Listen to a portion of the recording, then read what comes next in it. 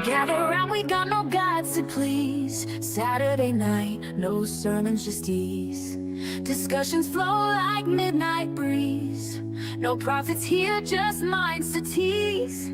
We talk big bangs and evolution. Question faith with our solution. Stars align in our confusion. Breaking free from old illusion. Join the fun, no need for trust. Dust to dust, we're stardust. No heaven high or hell to fear. Saturday night, we hold it dear.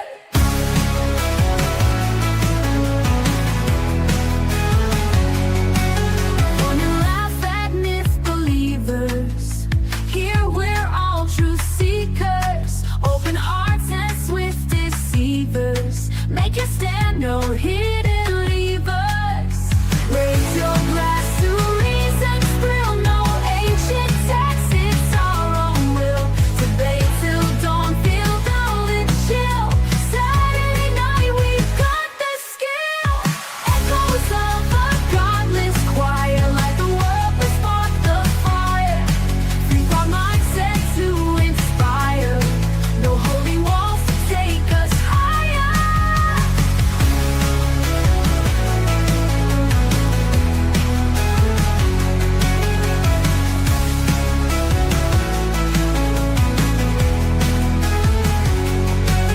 Join the fun, no need for trust. Dust to dust, we're stardust. No heaven high or hell to fear. Saturday night, we hold it dear. Join the fun, no need for trust. Dust to dust, we're stardust. No heaven high or hell to fear. Saturday night, we hold it dear. Join the fun, no need for trust. Dust to dust, we're stardust.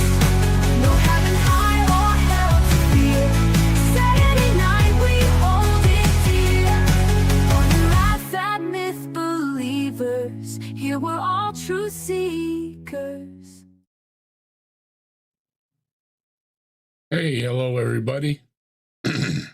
Welcome to Saturday Night at the Atheists. I'm your host, Captive Desk, also known as Dave. And joining me is Scott. And we've got Hey, everybody.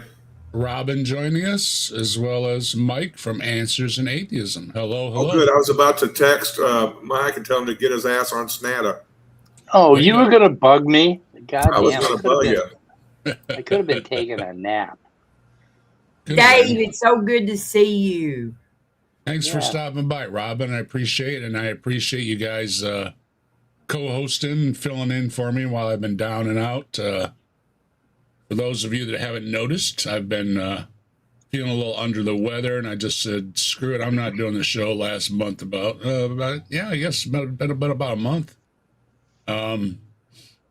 Just so everybody knows, I'm not taking chemo or radiation or anything. I'm all done with all that stuff. The only thing I'm on is immunotherapy, which is basically they give you this little bag on the IV. It's supposed to empower yourself to heal yourself. So mostly, I guess I'm healing myself. The only thing is I've been tired, and of course, you know, takes a lot out of you. And not only zapped all the good cells in me, they zapped the bad ones too. And you know, it takes a lot out of you. You're getting zapped all over the place. So I figured I needed a nap. So I've been napping a lot lately. My wife told the doctor, mostly he's been sleeping. And yeah, that's what I've been doing, is sleeping. Last time I went to the doctor, I got good news. Next month is another scan, so hopefully I'll get some more good news. So I tell everybody that when they ask how I feel fine. I'm just really tired.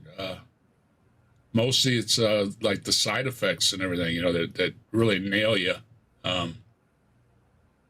As far as being sick, I don't show any signs of being sick.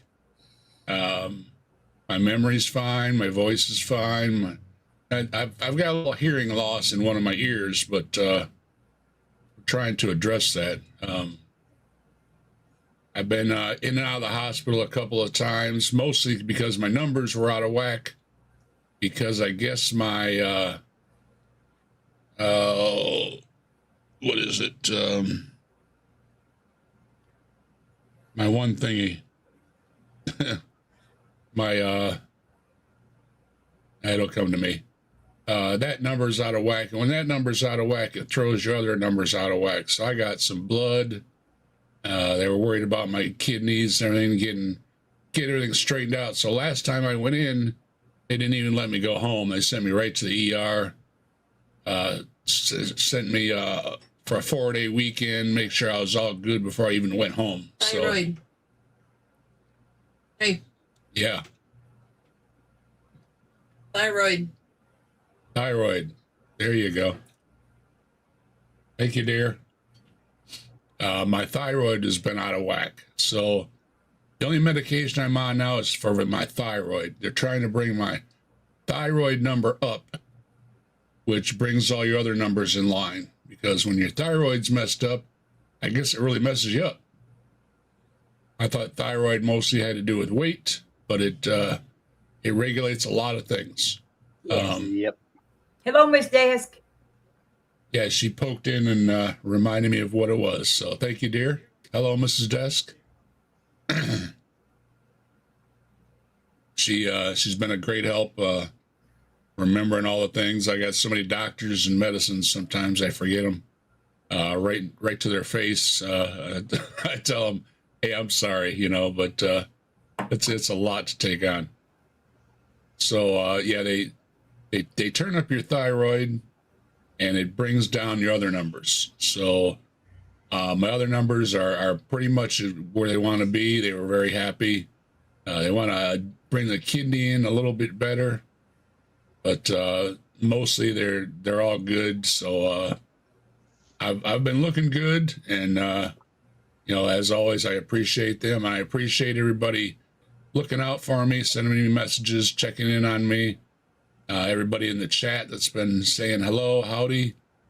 I see Tilting Windmill said they've got some obligations with some elderly folks. Take care of the old folks. Hello, everybody else. And as you can see, I put up my my sign today. Hey, cancer, F you. If it wasn't for my diagnosis, I wouldn't even know I'm sick. It's one of those weird things, It's only when they give me pills and they say these are going to fix you up that all of a sudden I feel sick, and I'm like, yeah, thanks a lot, But I'm hopeful for the best. If not, what can you do? There's nothing you can do, right? I'll do a spell. If you want me to? Well, okay. And then there's one other thing I want to address. A lot of you have noticed, maybe some of you haven't. We've been short a panel member. Panel member had been joining us for over a year, and really appreciated that panel member joining us. I had no idea of any skeletons in any closets or anything. And then all of a sudden I started getting messages. I got emails, all kind of things. And there were some skeletons about a certain person. I don't want to badmouth the person. I don't know anything about the situation. I don't have anything to do with the situation. How you doing, Deconverted Man? Good to see you. Deconverted Man checking on me too. Thank you very much. What their situation is, I don't know. I did send them a message and offered them to defend themselves. I heard nothing back. Yep. So in this case, no news is bad news. I had a lot of people messaging me saying, you want to disassociate yourself from this person.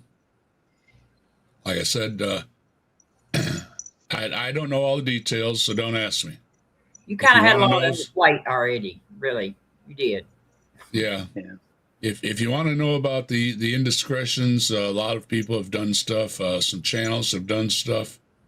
I'm not getting involved in it. I was disappointed, very, very disappointed. Just anybody would be disappointed when somebody lets them down. I just want to tell everybody in YouTube land that if you've got skeletons in your closet, somebody's going to find out about them. Yeah. So you're better to come clean, and at least own up to it. And I can at least respect some owning up to it, But thinking things are funny and not owning up to it, and I don't care what country you're in. Most of the people hold to Western values here, and so do we. So if you haven't seen a certain person here, you know why. And I hope that addresses it. I was as fair as possible. And it seems to be that it's true. And so we're going to move on. That reminds me, I should take my mom out and bury her. Yeah, you should. Really. No, but that day, nobody should have, but I think nothing about you about that. I mean, first of all, you got plenty on your plate to mess with, but you didn't know. You're good with everybody, and so nobody should think anything bad about you ever having that person on. I've been told I should disassociate myself, but it's pretty darn near impossible to remove this person from everything I've done because yes, that would be everything. Yeah, that's everything. Yeah. You're not responsible for that, and people are far too quick to tell people what other people are to do anyway. I mean, yeah, I can't run a background check on everybody. I mean, that's just like you folks. You could have something that I don't know about. Well, I don't know about it. I'm not in the business of fact checking or security checking or whatever they call somebody's past these days. People are it's upon themselves to check themselves, and if they've done something wrong, and they either have to own up to it or don't be out there where you can get caught and found out. And, it's not what the show's about. Other shows may be a little more serious. I try to take my show lighthearted, and if we're not going to be lighthearted, then please don't come by because it kind of ruins everybody's buzz, right? Yeah. So I've been out of things for about a month. I heard things are going on around the internet. I'm not sure what they are. I didn't go nosing in because it might be something, it might be something else. Who knows? To be honest, and not to be rude about it, but I don't really care. Okay, I'm dealing with my own problems. And as far as doing the show, it was something that Scott knows. I was even coughing a little bit at the beginning.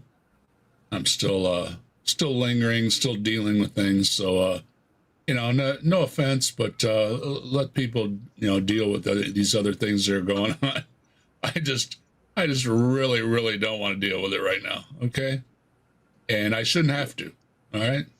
I agree. So, we're gonna bury that, and we're gonna move on ahead. How's Speaking everybody of doing? People that we're not talking about, where is Simos tonight? He sent me the link. I passed it out. He sent me the link on Discord. Okay. But he acknowledged that he got it, but he didn't say anything. So okay. He shared it with me, so I don't know. Perhaps he will be by. Deconverted man sent something silly. Okay, we'll check it out. Mike, make sure you check that out from Deconverted man. Okay. Robin, how you been feeling? Oh, I got my disability finally approved, so that's good. That's good. Yeah. that's kind of over with now, But I've been on feeling all right.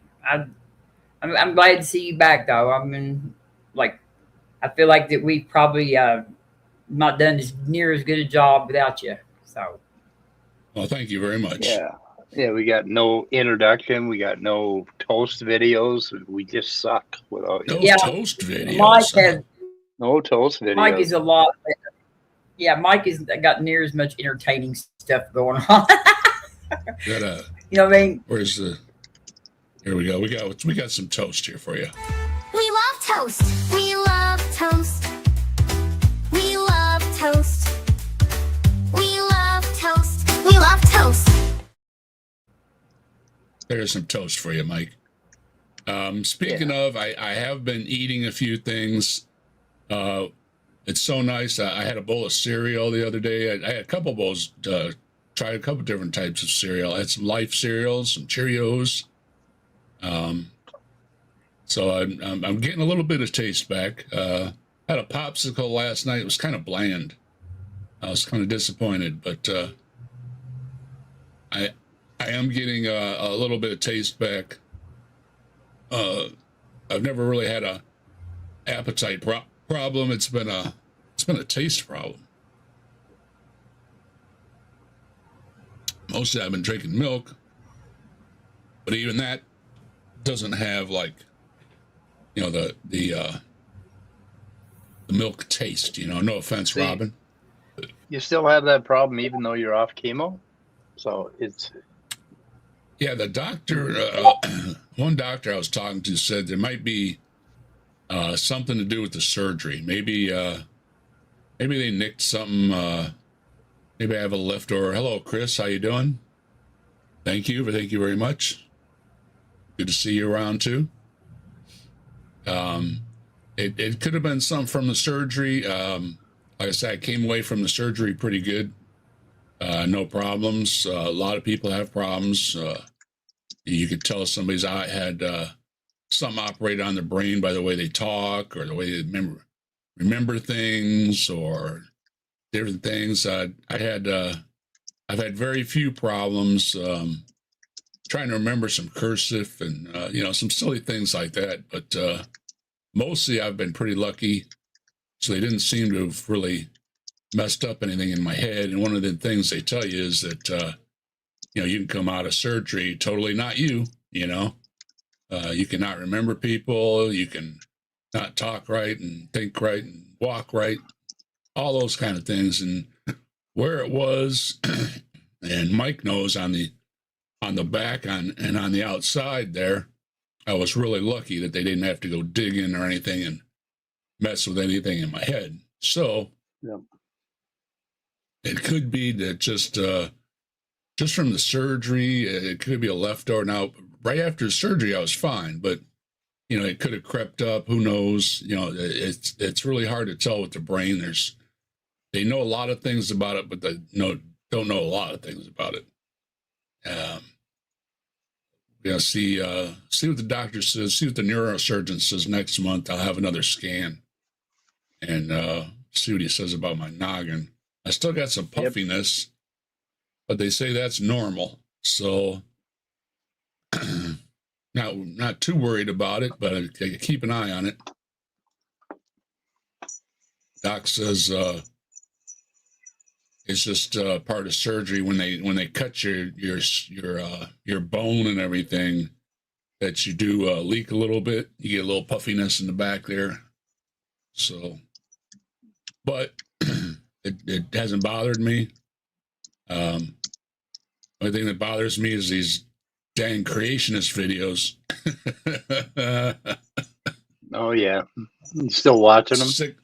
Sick or not, I can't help but watch them. Yeah, So I come across this guy, and he's another one.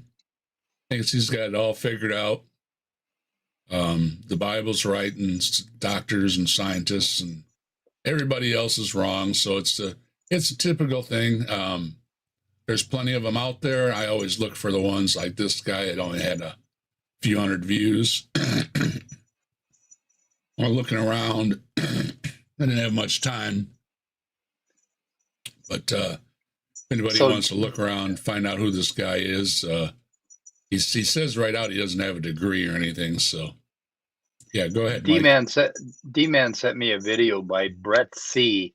He's got 8 subscribers, and he's got a video called "Atheism is a Newer Idea," but ironically, early Christians were called atheists. I don't know what the fuck.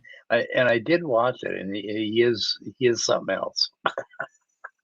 He might be a fun one for you someday to take a look at. So, okay. D-Man put it in the chat, the video. Anyway, okay, go ahead with your main event. Who's this guy?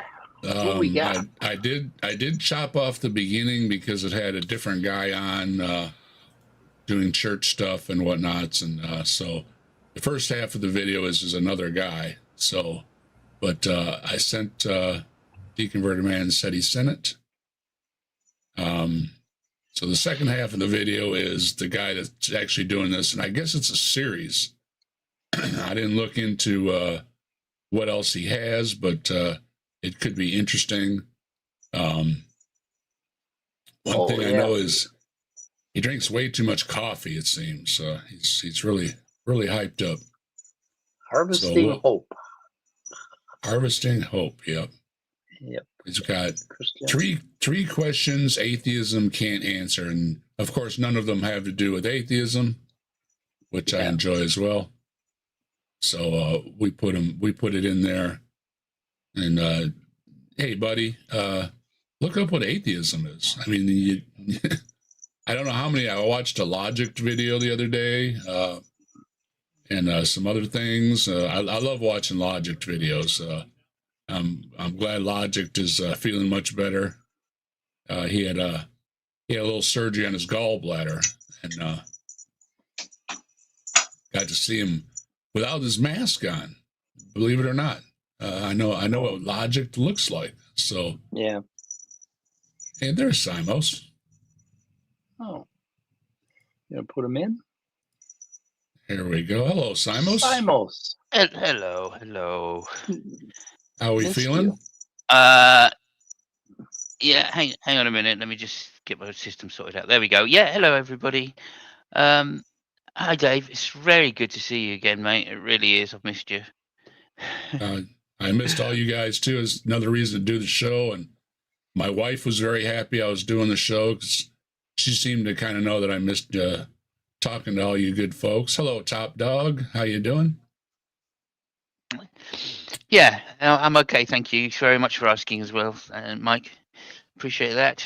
And yeah, rough day today, but that's how they go sometimes. So I'm here to get on with it. That's what I'm doing. I said, hey, do the thing. Let's do it. We're here. We're going to do the show. I was talking to Scott earlier. He said he's dealing with pollen. He said he's got pollen everywhere. Oh, and, yeah. That's no fun either. No. But I think I got a cold last week. I'm not sure because it's I'm on such heavy medication. You can't really tell. Yeah. But my blue car is yellow today. My bones are aching. You're what? I beg your pardon, Scott. My blue car is yellow today.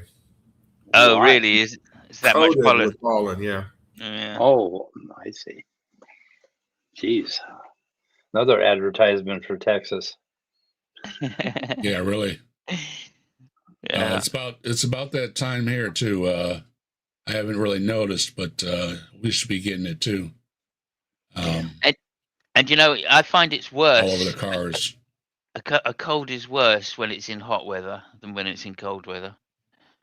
It is. I had a lot of mushroom spores, but they make my car multicolored. They make driving difficult as well, I bet. Yeah, make those roads a little bit windy. No, it's great. I just zoom. I love it. Hello, Green Soul. Yeah, pollen for people that suffer from it too, especially. It really sucks.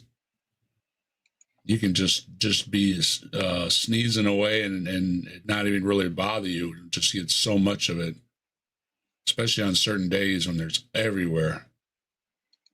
Deconverted Man's got it everywhere too.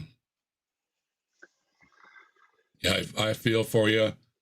There's so many things we have to deal with. It's a real drag.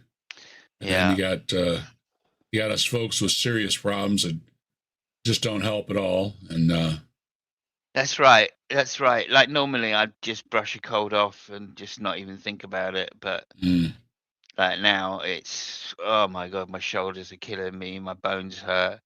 They gave me a special drip, which I only have to have once a year apparently, which is to avoid osteoporosis or something. How do you pronounce it? Osteoporosis. Yeah. Just one S. You don't have to S us. Just an Okay. S is good enough. Yeah. I know Osteoporosis. with all the stuff I was taking, my immunity isn't all that good. So the wife watches out for colds, and my son was going to come over. It was his girlfriend's birthday, and it took like a month for them to get over because they weren't feeling good. Then the one wasn't feeling good, and the other wasn't feeling good, and they weren't sure if they should stop by because I'm not feeling good, and make sure everybody was feeling good before we shared germs. That's it. You must not have drank enough milk, Simos. I can't drink so much milk these days. No. Gives me acid reflux, and that's really bad for the lungs apparently. Well, the doctor's been mad at me because I've been drinking so much milk, but it's one of the things that I've had, a slight taste for, and I can keep down. And it has, I mixed the instant breakfast in with it and everything, and it has brought my numbers up. So they are happy about that. They just want me to drink some more water. Yeah, so I've been trying to get some more water in there. Yeah, that's what they keep saying to me. And then when I started drinking just exclusively water and nothing but as much as I could in a day, they said, well, maybe my feet started swelling up. So they said, well, maybe you're drinking too much water. Yeah. Drinking too much water. Yeah, I hear that too. Too much water, too much milk. And it's like, oh, gee whiz. I mean, cut me a break, will you? Yeah, exactly. Drink 1% milk and you'll get a lot of water too. Yeah. So Simos, when you get yourself some pork chops, and when you get done with the pork chop part and you get down to the bone, just keep chewing. All right. You'll be fine. Yeah, it's weird. You go to the doctor and you hear all about, eat fatty stuff and butter and oil. And my one pain med doctor, she's talking, take some gummies to help with your stomach, Yeah. It's really weird going to the doctor and hearing about, they recommend that. The bad things for you. Yeah, They're pushing all the bad things on me. No, that's not bad for you though. That's not bad. No, turns out it's not bad for you. Yeah. And it does. It does help with stuff with like being nauseous. Yeah. My dad went through the cancer thing in 1982. He died at 63, and he was like so anti-drugs and anti-hippie, but at the end there, he had my sister go out and buy him an ounce of pot. Yeah. Hello, Brian. How you doing? Yeah, I heard about that long after he died. I couldn't quite believe that he actually did that, but yeah. And Big John, how you doing? Yeah, I heard about, she's giving me a wink and a nod, well, you know about weed, right? Yeah. I said, yeah. I said, most of that stuff I gave up when I got diagnosed. I said, but he did trade me for some gummies. So I do have gummies, and I haven't really been taking them though. And I was trying to get her to give me a prescription or some kind of, what kind of milligrams are we talking? And they don't really have many answers for you. They just try it. They just tell you, just try a little bit and see what it does for you, So, yeah, the problem with gummies is it's diminishing returns, isn't it? Like once you get used to them, they don't do much, and it doesn't take long to get used to them. You don't build tolerance that fast, do you? Marijuana? I mean, like if I haven't had a gummy. I had an argument with my doctor, or one of my doctors. I have like about 6 now, but one of them said, "Oh no, look, you can't take that." I couldn't sleep for more than like an hour and a half And after like 2 months, 3 months of this, I was going psychotic. So I thought, right, that's it. So I phoned up a friend and said, look, just get me some weed. I'm going to make some edibles. And I ate the first one and went, oh, yeah, this is fantastic. And I slept straight 6 hours. And I was Wow. like, oh, that's fucking brilliant. Oh, I love it. I got up refreshed and everything. Was really, really happy. Went to the hospital and said, look, I'm not sleeping. I mean, I'd already asked them. And she said, well, you're just going to have to, I can give you some sleeping tablets. I said, well, okay, but I don't want opioids. I don't want to become addicted to opioids. So, like, have you got something else? And he went, well, not really, no. You can try some stuff, but there's nothing really effective. And I went back and I just went, oh, fuck it, I'll do it myself then. So anyway, I saw another doctor and I said to her, she said, how's this sleeping thing going? And I said, oh, it's all right. I've just microdosed some cannabis, and I slept 6 hours straight. I feel much better again now. I'm ready, I'm ready to get back on with everything, I'm like not walking around with a head like I can't think. And she went, you doing what? And I said, I'm microdosing. It's only microdosing, I'm not like putting tons and tons in or anything. And she went, no, you can't do that. I said, well, why? She said, well, it's a gateway drug, isn't it? Oh my God.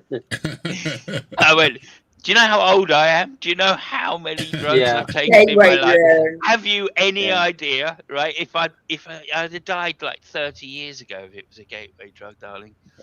And she just So she the reason I started smoking cigarettes, I became a 4-pack a day smoker in 3 weeks when I was 16. It was because I was thinking about smoking marijuana, and I had my girlfriend teach me how to inhale. So she used Pell-Mell cigarettes, and the marijuana got me started on cigarettes. And so it is a gateway drug. It's a gateway to smoking cigarettes. It's really bad. I started smoking cigarettes first before I even heard of when the doctor told me no smoking, I said, I listened to my doctor, and I said, no smoking. So that meant no weedables, no smoking. But as far as sleep goes, I wasn't sleeping, and I said, hey, smoking a lot of years, and it does help you sleep, don't have the dreams or remember the dreams, and all that kind of stuff. So I tried some different things. I tried, one of them gave me a thing for antipsychotic or something. So you don't have any issues, do you? And I said, not that I know of, And they said, well, try this, and wow, did I have some vivid dreams. I said, no, I'm not taking any more of that. And then the other one, she's been pushing sleeping pills on me, and I tried some of those, but that didn't really seem to do much. So they also suggested, well, the gummies might help too with some of that. You might help get some sleep. Hello, Ryan, how you doing? AIG on toast. There I go. All right, AI answers in atheism on toast. My fault. Hello, Jedi. Good to see you. They said that. So I turned it over to my wife, basically. So my wife was going to dose me out, and we'll see what microdosing me on the gummies. Because as far as I'm concerned, I'll take a whole gummy or whatever, I mean.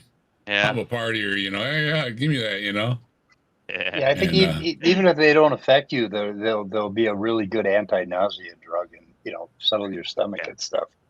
So it's pretty good. They want to get me eating more, and even though I'm all right on my weight, I'm in the 180s. As long as the scale says 180 something, I'm happy, because that's my normal range, Yeah.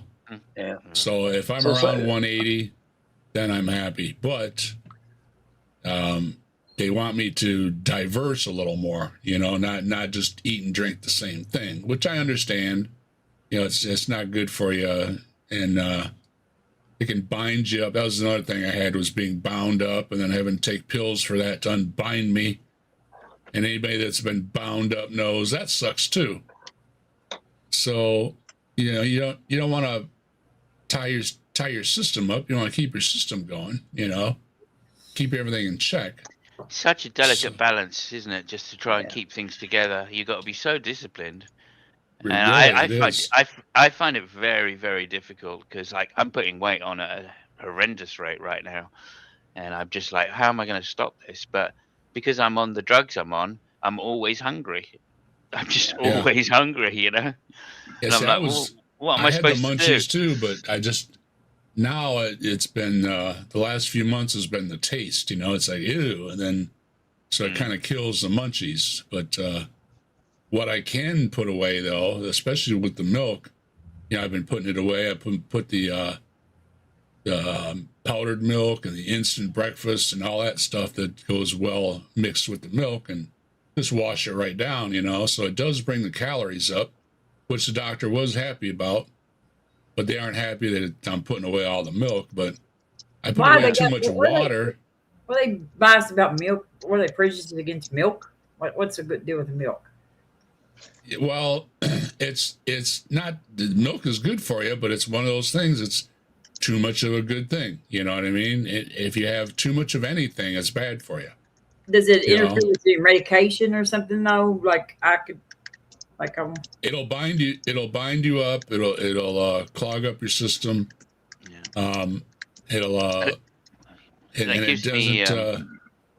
It's not like water. Water is still the best thing. Water is good for your cells, right on up. No matter who you talk to, they're always talking water, water, water, water. Hello, Jen. But some milk though has a lot of water in it. That's what I mean. Right. Well, milk has a lot of water. Yeah. Yeah. I've been drinking whole milk, so And I've been trying to get the fat and everything out of it. So yeah. So Simos, Yeah. I got a friend of a friend. I won't say who he is, but he's been microdosing psilocybin 100 to 200 milligrams every third day. And his sleep score over the last 5 weeks has improved by like 60%. Ooh. And Yeah. and this person does it right before they go to bed, and it really works. Pretty Okay. amazing. Deconverted man said something about getting milk and putting chocolate in it. That's another thing. Oh, you got doctors that are recommended. Sugar. No, gotta have sugar. Sugar in your milk, and it's like, I tell them, I was like, wow, I was like, I like sugar and I cream. like flavored milk, but sugar and stuff. She put some sugar in my cereal and she put it in with her fingers, just sprinkling it in because just a little bit too much of that, and it gets to be like too much sugar. So hello, Crystal. Hello, Dave. Yeah, How you doing? I'll tell you a secret that I used to do to my babies when they were on a bottle, and like when to keep them from getting wound up, I would put just a little bit of Caro syrup mixed in with the milk, and that actually helped them go to the bathroom. So, okay, some good advice for people out there. I can't have. They've told me not too much sugar, not too much salt, not too much milk. That's they don't want to have any fucking fun at all. No seafood. I want a little bit, for some flavor. Yeah. And a lot of the diets they're telling you put some stuff in for flavor, to help with your stomach. Mm-hmm. But with me, it's been the opposite. You put sugar or salt or whatever the spice is, too much of it, and then it's too much. It's like, Yeah. Yeah. Look at Jed out there. He put whiskey in his bottles. Yeah, they used to rub whiskey on our gums when I was a kid for teething. Yeah. And then I was like, holy shit, that tastes good. I was like all in. The Caro syrup is, sorry, Mike, there's a delay. The Caro syrup is good for you talking about being you're bound up. That's why it wasn't for the sweetening the milk as much as it like makes stuff slide better or something. I guess I don't know. I see the milk's been good with me because drinking the milk or drinking water seems to upset my stomach too. I get too Yeah. wishy-washy, I call it, where you're like sloshing around. So I've got to watch it too on how much water I drink, which is really odd. Most people don't have to watch the water, but I gotta sip the water. If I just try to chug water, that bothers me too. So I'm one of the ones where everything they tell me, it's like, yeah, but So Yeah, well, with the drugs I'm doing now, right? And they're such strong drugs. They're now affecting, and they can't because I had an infection before the operation. They can't get the immunosuppressant levels correct, right? So they have to err on the heavy side, right? And the suppressant side, which basically means my kidneys are taking a pounding, absolute fucking pounding. So now I'm at the stage where if I have too much sugar, I just get diabetes almost. It's like that's what they're worried very, about. very high risk for diabetes. Is that I'm at a risk for being diabetic because the liquids and the kidneys and Tilting Windmill dropping the green on the chat. Thank you very much, Tilting Windmill. 5 captive desk memberships for all of you out there that want to join in on the emoji fund. Answers in Atheism received a gift membership. So, boy. Mike, I want to see it. Yep. Deconverted Man also got one. Yeah. I want to see him. Fantastic. Let's see those emojis. Deconstructing Laura.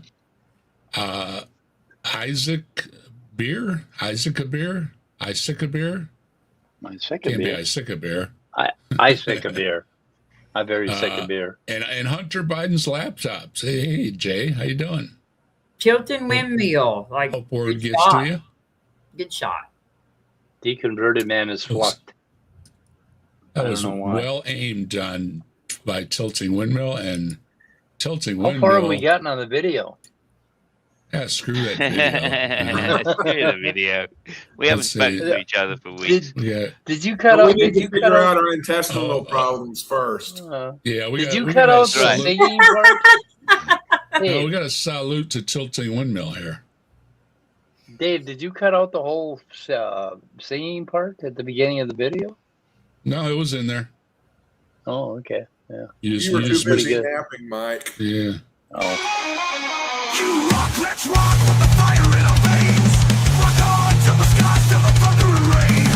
All hail Bigfoot, the legend, the king. He walks among shadows, the wild spirits sing.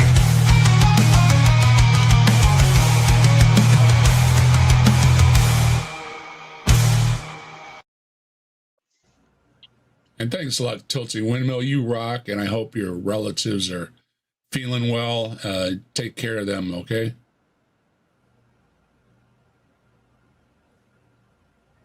Second beer. Yeah, there's nothing new with this guy, so is sack a beer. Ah, okay. Some of these you got to decipher them just right, or you're not in the game.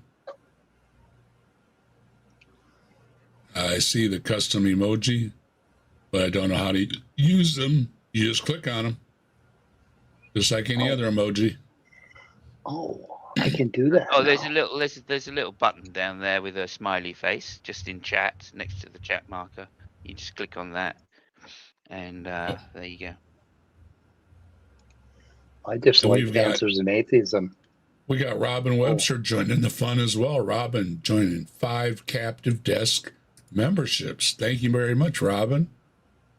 Goes out to James, goes out to K-State Randy. There's a good one. And Wild World. Hey, that's extra good one.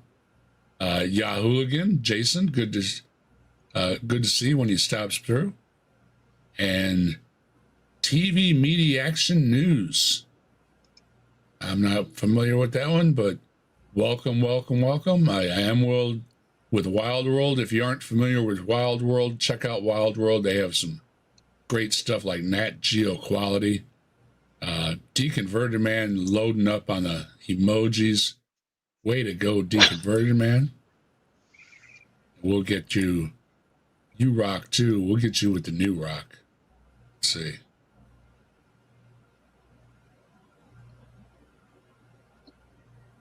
Scott Duke. Wow, super chat. What the hell? Woo. Never do that on my channel, asshole. Bigfoot says you rock. Bigfoot says you fight. Bigfoot says you burn the night. Bigfoot says you rock. Bigfoot says you rock. Bigfoot says you fight. Bigfoot says you burn the night. Bigfoot says you rock. And Scott Duke with taking super chats. Heck yeah, we take super chats here. Thank you very much, Scott, for supporting the channel. Thanks to everybody else for supporting the channel as well. Who'd you like, Scott? Oh, well, something special for Scott here. Look, Deconverted Man is loving the emojis. Yeah.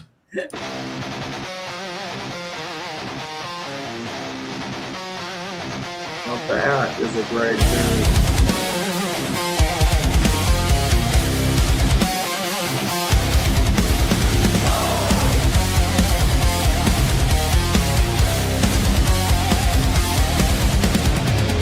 Reaper in the corner, smirking like a thief.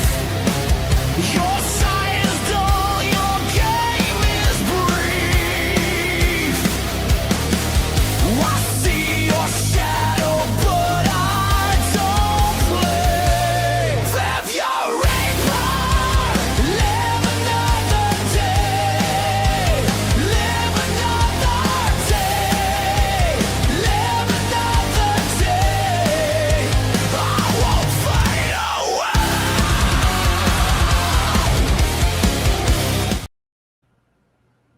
Thank you very much, Scott. You rock. And so does everybody else. It's supporting My the pleasure. channel. I won't play the whole thing because it's an intro. But Mighty Filbert made that up for me, and I appreciate it.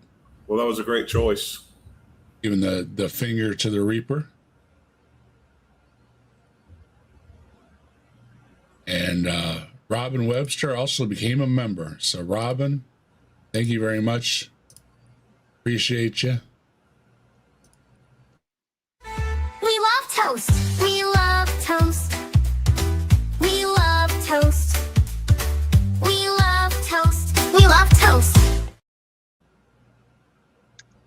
And we love eating anything is enjoyable these days. Whenever you have stomach problems, as anybody knows, even if you have the flu or just anything, having breakfast is really anything, and toast just hits the spot. And things like crackers and stuff, and they're the best ones you've ever had.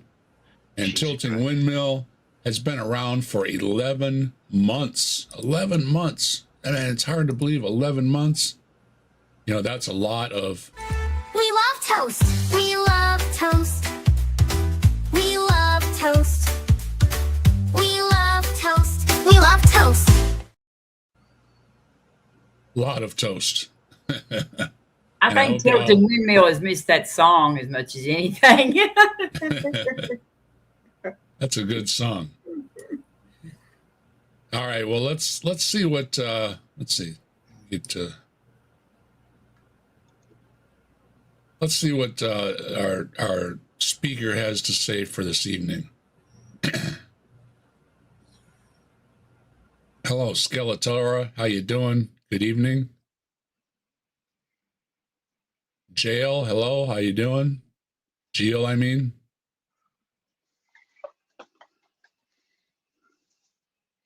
I'm seeing a lot better. My eyes aren't all blurry. I almost saw that was Jill. Deconverted Man's dropping a lot of emojis. Glad you're enjoying the emojis there, Deconverted Man. Mike, I don't see many from you.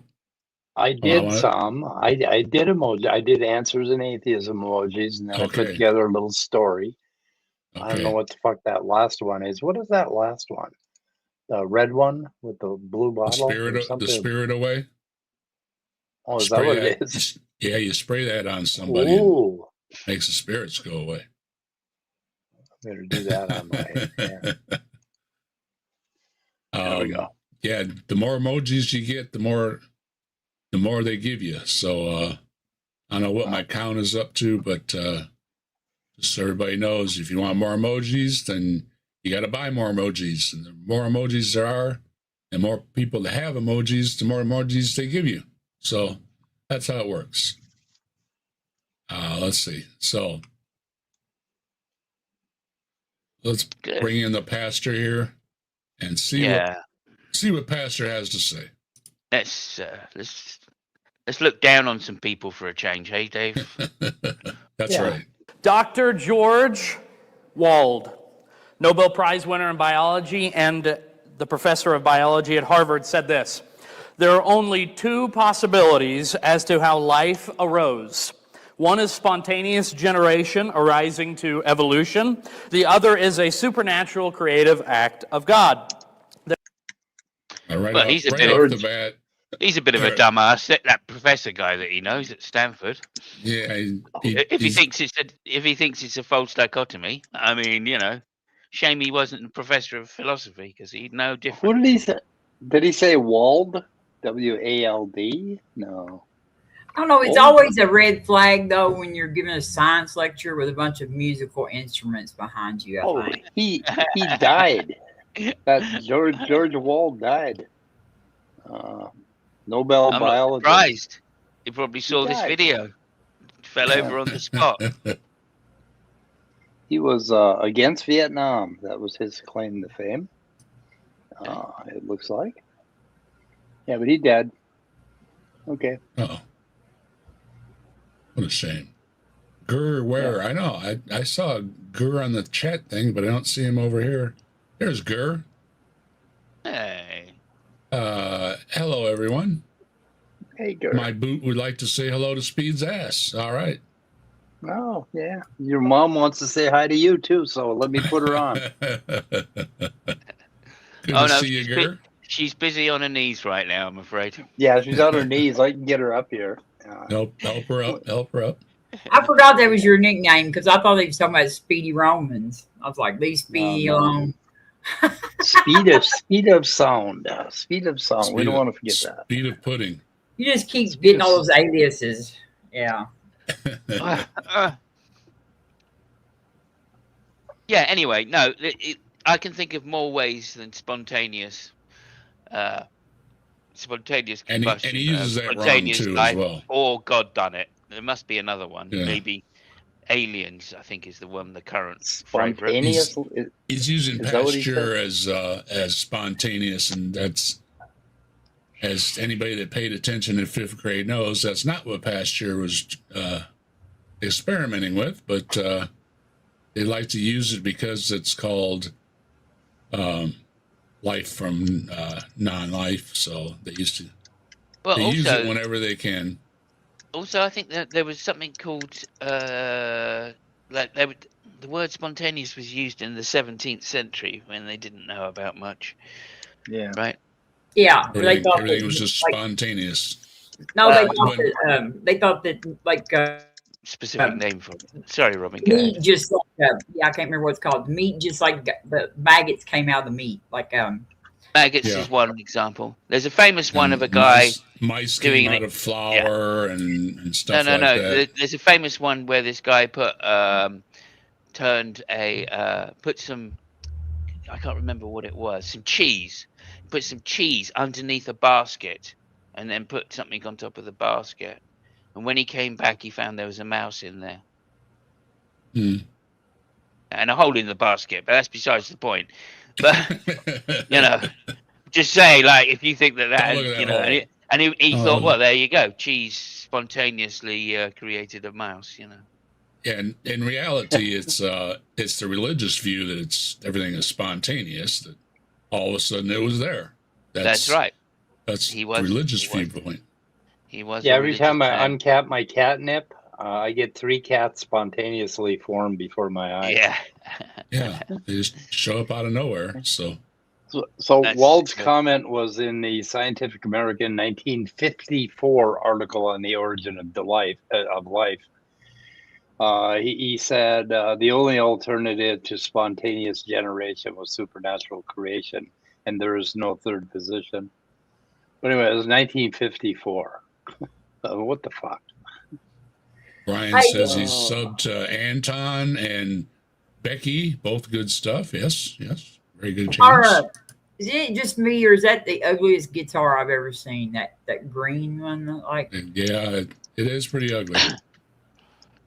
They started out playing their Christian songs, and yeah, it's just pretty bad. I wouldn't mind any of those guitars. To be Yeah, you should have played a few seconds of that, Dave. That little Christian family song. Like they had a whole family up there playing instruments and a happy time. Good time. I think that's the main reason they start these church groups is so they have somewhere to play, because I don't think they would play anywhere else. They couldn't. There's nowhere else to play. Yeah, exactly. It's hard enough. It's hard enough for secular musicians. I'm going to open my own club, and you're going to listen to whatever we play. Also, it's also hello, Rochelle. How you doing? It's good for the kids as well, isn't it? You know. Yeah. I don't know if he. I don't know if he used the word spontaneous. The quote is, the only alternative to believe in a single primary act of supernatural creation. There is no third position. I'm not sure. Created supernatural. What was the sentence before that? Kind of a false. I don't know. I don't have that part. Okay, well that's the part. That's the part that he said spontaneous in, I think. And we can go back again. We've literally watched about 30 seconds, so we could just go back and start again. Yeah. Oh dear. Yeah, Dave, start it again. Start it again, Dave. I chopped off the beginning. Let's find out what he said. I'm curious now.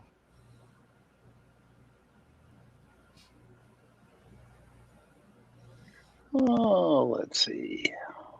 Dr. George Wald, Nobel Prize winner in biology and the professor of biology at Harvard, said this: there are only two possibilities as to how life arose. One is spontaneous generation arising to evolution. The other is a supernatural creative act of God. Spontaneous. He was a dumbass. He was a evolution. Dumbass. Yeah, but that's not the quote at all. I mean, he didn't say those words. He said the reasonable view was to believe in spontaneous generation. And keep in mind, this is 1954. The only alternative to believe in a single primary act of single creation or supernatural creation. Let's see. Yeah. And then he had some other stuff where we tell the story to beginning students of biology as though it represents a triumph of reason over mysticism. In fact, it is nearly the opposite. The reasonable view was to believe in spontaneous generation, the only alternative. I don't know what the hell the whole article was about. Anyway, so what? So what, dude? Enough. So what? Go on, move on. Yeah, it's hard to believe religious people are misquoting like doctors and stuff. Yeah, he didn't get any words right at all. They never take quote out of context. Chet wants to know if this guy's been arrested. I take it all back. They all are sooner or later, aren't they? I take it all back. It's this guy that's the dumbass. And I don't mean that against all pastors, but most pastors, your peers are giving you a bad name. So there is no third possibility. Spontaneous generation, that life arose from non-living matter, was scientifically disproved 120 years ago by Louis Pasteur and others. No, it wasn't. Lurie? No, it definitely wasn't by Louis Pasteur. I think it was. And what is it where the aliens brought? What's that? Like hypothesis for the aliens? Transpermia. Yeah, I guess you'd never heard of that. No. Yeah, but technically, when the guy, the biologist said it, right? If you believe in transpermia, well, you're just pushing it back a level, right? Mm-hmm. I think it's more reasonable than God did it, though. Yeah, but it's trans. It's the same thing as It's transpermia. Yeah, it's the same thing. It's the same thing as no, transpermia is the same thing as spontaneous generation. Like how did We're gonna the talk about that aliens just a little. evolve, right? How did the aliens evolve, basically? Right. And you But can't. that leaves us with only one possible conclusion: that life arose as a creative act of God. I will. No. No. Maybe a teapot did it. Maybe Bigfoot Holy did it. shit. I've got a scan of that 1954 Scientific American, and the ads are just, they're fun. The ads are fun. Bendix lawnmowers. God's always a possibility, but it's not a probability. It's just one of those things. You can always throw God in there. Hello, Icarus. How you doing? Or anything you want in there, really, if you want logical possibilities. Right. Fairies did it. Yeah.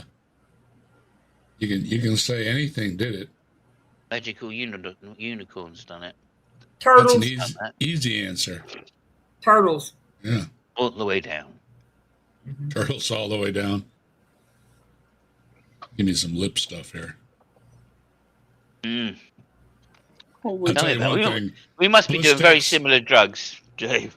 Blistex is knows what they're doing. Not accept that philosophically, because I do not want to believe in God. Therefore, I choose to believe in that which I know is scientifically impossible: spontaneous generation arising to evolution. Who said that? Please. I don't know. If you don't want to believe in God, you want to believe in spontaneous that leads to evolution, which it doesn't, and I don't understand. This is just And what's the chance that he's quoting you people correctly? Probably Yeah. zero. Hello, Eric. He's How you not. doing? He's clearly not, because that's another philosophical howler, right? The first one Do was you really choose who that you, one is an argument from incredulity. and do you really choose your beliefs? Yeah. I don't think I so. mean, you can believe anything. It doesn't automatically suggest that you believe in God just because you didn't take a science class or stay awake. I did hear a good argument though for that the other day. Something I think found it. the axiom of choice or something of choice. Axiom of choice. I don't know if the word was axiom or not, but there was a word something of choice. It was like It is, axiom of choice. Why do they always here's the use whole quote. 1,000-year-old research or 100-year-old research to support their 2,000-year-old beliefs? Yeah, it seems like old they shit. go back and they go back and they go back and they go, but they never go forward. Like that shirt he's wearing. They like old shit. We aren't going to go there. Oh, okay, we'll go there. He goes, okay, the quote that he's talking about, the guy is explaining that spontaneous generation is bullshit. That's just as much mysticism as the religious idea. So he's and that's taking what it the out rest of the context. paragraph. Yeah, So he took it out of context too. Yeah, like completely. He was actually saying, what is it? For this reason, many scientists a century ago chose to regard the belief in spontaneous generation as a philosophical necessity. It is a symptom of philosophical poverty. Actually, I think the way There you go. The way he said it ago, it sounded like that he read it correctly, sort of like. Well, but he I don't think he has reading comprehension. No, I think I think he misread. I mean, he miswrote the thing down, right, and deliberately so, in my opinion. But let's face it, he got the first quote wrong. So Brian's say- got a good point. and he was the reading that one. definition of spontaneous is that it comes from something inanimate and everything, but it's still chemistry. Yeah. You know, when they say non-living things, well, show me the living things on the periodic table. None of them are alive. They aren't alive until they interact with each other. So it is still chemistry. He did a really good article on the origin of life for 1954. And he says, time, in fact, is the hero of the plot. The time with which we have to deal with is in the order of 2 billion years. They now know it's 4.5 or 4. What we regard as impossible on the basis of a human experience is meaningless here. Given so much time, the impossible becomes possible, the possible probable, and the probable virtually certain. One has only to wait. Time itself performs the miracles. So anyway, that was the view from 1954. Yeah, And he yeah, I talks think like- impossible. It's not. Yeah, people don't use Yeah, that so- word, do they? Tons of So mice. this is Good to very- see you. So this is right about the time when the word abiogenesis, was created. So I think anyway, it pisses me off when they misquote people. So sorry. We That's can what go they're on. good at. That's all right. Yeah. Who were you quoting there, Mike? That was that George Wald. Oh, was it really? He was the the one that said that. That's amazing. Okay. oh yeah. All right. Okay. So is this preacher, is he reading from a book of misquotes by other creationists? You know. Yeah, it, yeah, don't you? because he didn't Must get be. one word right of the quote. I mean, he didn't even get the quote Yeah. right. So, You absolutely know that he's misquoting for a I reason. wonder if he did his own original misquotes. Oh yeah, interesting. Yeah, maybe. He doesn't look that smart, but maybe. He admits to not being very smart, so I will give him that. I can see that. oh my God. Who wears those kind of shirts with jeans anymore? He drinks a lot of caffeine, though. Oh, I can tell you that. okay. Or a lot of sugar, one or the other. Or both. You Well, don't look they've like got you're some- upset or nothing. So I don't. That I is. think I'm they've- sorry to disagree with you, Robin, but that blue one, is that the guitar you were referring to? the No, I'm blue talking about one's the all one right. on the end, the electric one, like thing, not the. Oh, the bass. The bass. Okay. Maybe it looks green. Yeah. I don't know. It may be my eyes too, but it looks like it just looks very plain. Yeah, well, it's A the bass. little boring. Yeah. Bassists don't like to be flamboyant much. I'm Very not. few of them. Okay, I don't like guitars. I don't know. nothing about Just it. in case Christopher Mounty watches this, I'm just going to slag bass players off for a little while. Keep Wow, the this- bassist in the back.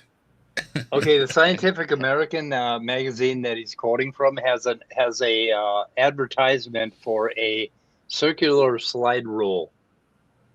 Oh, That's how That's fucking old the article is. I was 3 years old, right? Circular whatever kid slide wants. rule. Oh, Yeah, dear. exactly. Yeah. Is that printed That- on parchment paper? Yeah, I think it is. Yeah, and it's got dinosaur footprints on it too. Oh, my. God! The ads are amazing. It's pretty fucking cool. A couple weeks, starting today and then leading up to Easter Sunday, we're going to start on the life of David. And then I've got a power pack sermon for Easter Sunday talking about Power pack. You know, maybe he's got to go to the bathroom. I mean, Power pack. I kind of get stiff and paced like that when I got to go. You know, Yeah. maybe I'm Oh, giving him a hard time. I kind of get like that when I'm on cocaine, or used to be like that. You know, you're real stiff. You know, and Yeah, just always moving. Go on, move. Gotta keep talking. the similarities that of between David and Jesus. I'm really, really excited to do that. And then next week, we're going to We talk can about tell. the proof of the There's resurrection me, of Christ. and there's me But thinking just he for was a just few pleased weeks- to see me. And there's Yeah. me thinking he was just pleased to see me. But no, Yeah. he's excited about David, apparently. You think there's anybody in the audience? Like, Wow. or is he just pretending to like go back No, and forth? I think there's an No. audience there because they got the cables out and everything for the guitars. Yeah. No, at the beginning they were playing, so that's how they opened. They opened it up with him and then the other guy. This guy comes in about halfway through. I don't know if he's a guest speaker or if he's a featured speaker, one or the other. But apparently he's doing a series on leading up to Easter about Jesus and No, I don't who's in think the he's either. Bible. I don't think he's either of those. I think he's just an asshole. It could be. It could be. I want to discuss this idea of apologetics. And this is just what we're going to talk about with David in that sermon series. I'm looking really forward to going through the life of David, and I really want to hit the life of David practically for you in elements for us that apply to us today.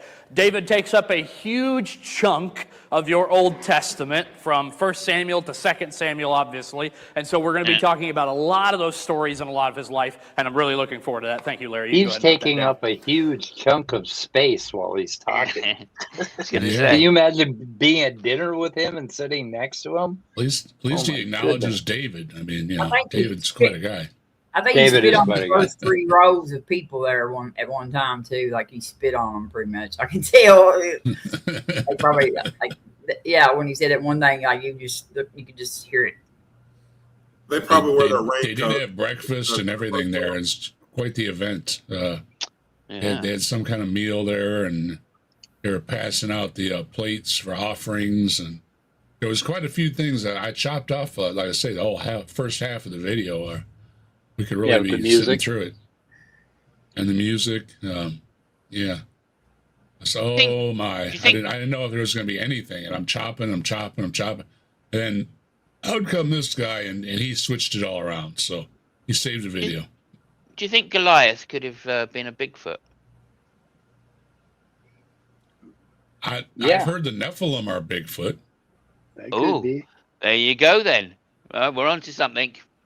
And the reason for the big stones on the pyramids and all that is Nephilim or Bigfoot or giants or something that could lift those big rocks and then still have lots of headroom with the large gates. So it depends. You go over, you listen to L.A. Marzulli, and he has some interesting takes on Bigfoot. So.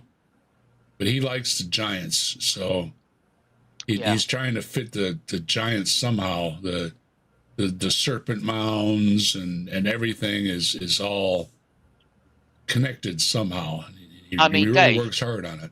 I mean, Dave, they're a good team, but I don't think they could move that many blocks, even given 40 years. You know what I mean? If we could ever get into the basement of the museum, we'll be able to get those bones finally. Yeah, see, that's the thing. They're hidden underneath the Smithsonian and stuff, and until we can see them, we won't really know. Hello, Oceanus, how you doing? How long before Trump renames the Smithsonian to the Trumponian? I don't know everything. I can't wait till we can strip his name off of everything. Now, I've been seeing little news items on YouTube saying that he's planning on putting his face on Cash Money. Yeah, it's not going to be his face, I don't think, but his signature is going to be. He's the first living president whose signature is on paper money. Yeah. I mean, look, the man's famous. He invented the game Top Trumps, didn't he? So he's famous. So this is to give you some idea of to give you some idea the science that they quote from. This is an ad in that Scientific American in 1954, the mechanical educator to improve memory. Basically, it's a little speeds up. Okay, using a new recording principle, Memory Trainer records, instantly plays back, and automatically repeats speech, music, or any spoken or broadcast material. Can you imagine? No reels of tape to wind and rewind, occupies only 1 square foot of space. Wow. I like electrosonic. How much does this thing cost? Does it tell how much it is? Oh, let's see if it's got a price down here. Probably, I don't know. No, well, back in those days, one square. You got to fill out this postcard. Back in those days, 1 square foot of space was portable. So. Yeah, can you imagine compared to a cell phone, which can record with no reels? Oh my God, no salesman will call. Anyway, okay, take that. I got one of those machines once, and I memorized all 48 states. Nice. Yeah. Did you learn the capital too, or just the state? No salesman will call you. Oh, just the Nope. states. And since it was from 1954, I could only memorize 48 of them and not 50. Yeah, Ah, but not the I- capitals. Yeah, I memorized a lot of states, including psychosis, scaredness, frightened, panicked. I could go on for ages. Happy, sad. there you go. All You of get a all of the you get major states. the gold coin with the Trump money signature on it. Oh boy. Oh, fantastic. Oh, that's all right. That's fair enough. Yeah, I heard he wants to put out a something really big as they can make it. Denomination. Yeah. I have a $1 Um, million I bill. quit You listening. should sign one of them. Just for the billionaires. Well, I know they said something about he's not allowed to put his money on his face on, or as long as he's alive, he can't be on money. But he wants to be on money. Yeah, his face is not supposed to be on. Like, Yeah. I think you have to be dead to be able to. Oh well, there's hope yet then. Hey, well, I mean, like, I'm fine with that. Like, I mean, Yeah. like, Well, you know, just If that's saying the cost, that if that's the cost, I'm prepared to pay it. All right. yes, A couple exactly. of our coins have assassinated gentlemen on them. I'm just saying. I'm just saying.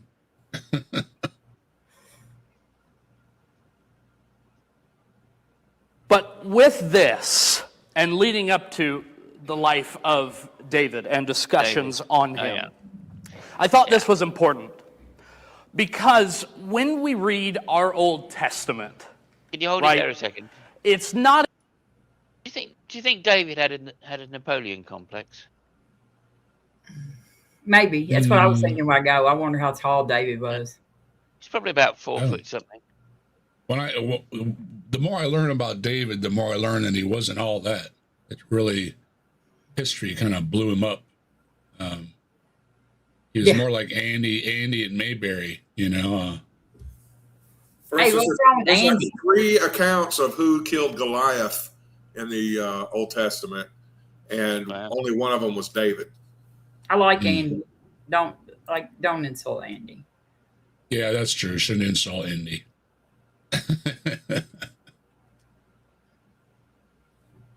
as if they were doing 1,000 experiments to prove that of God, right?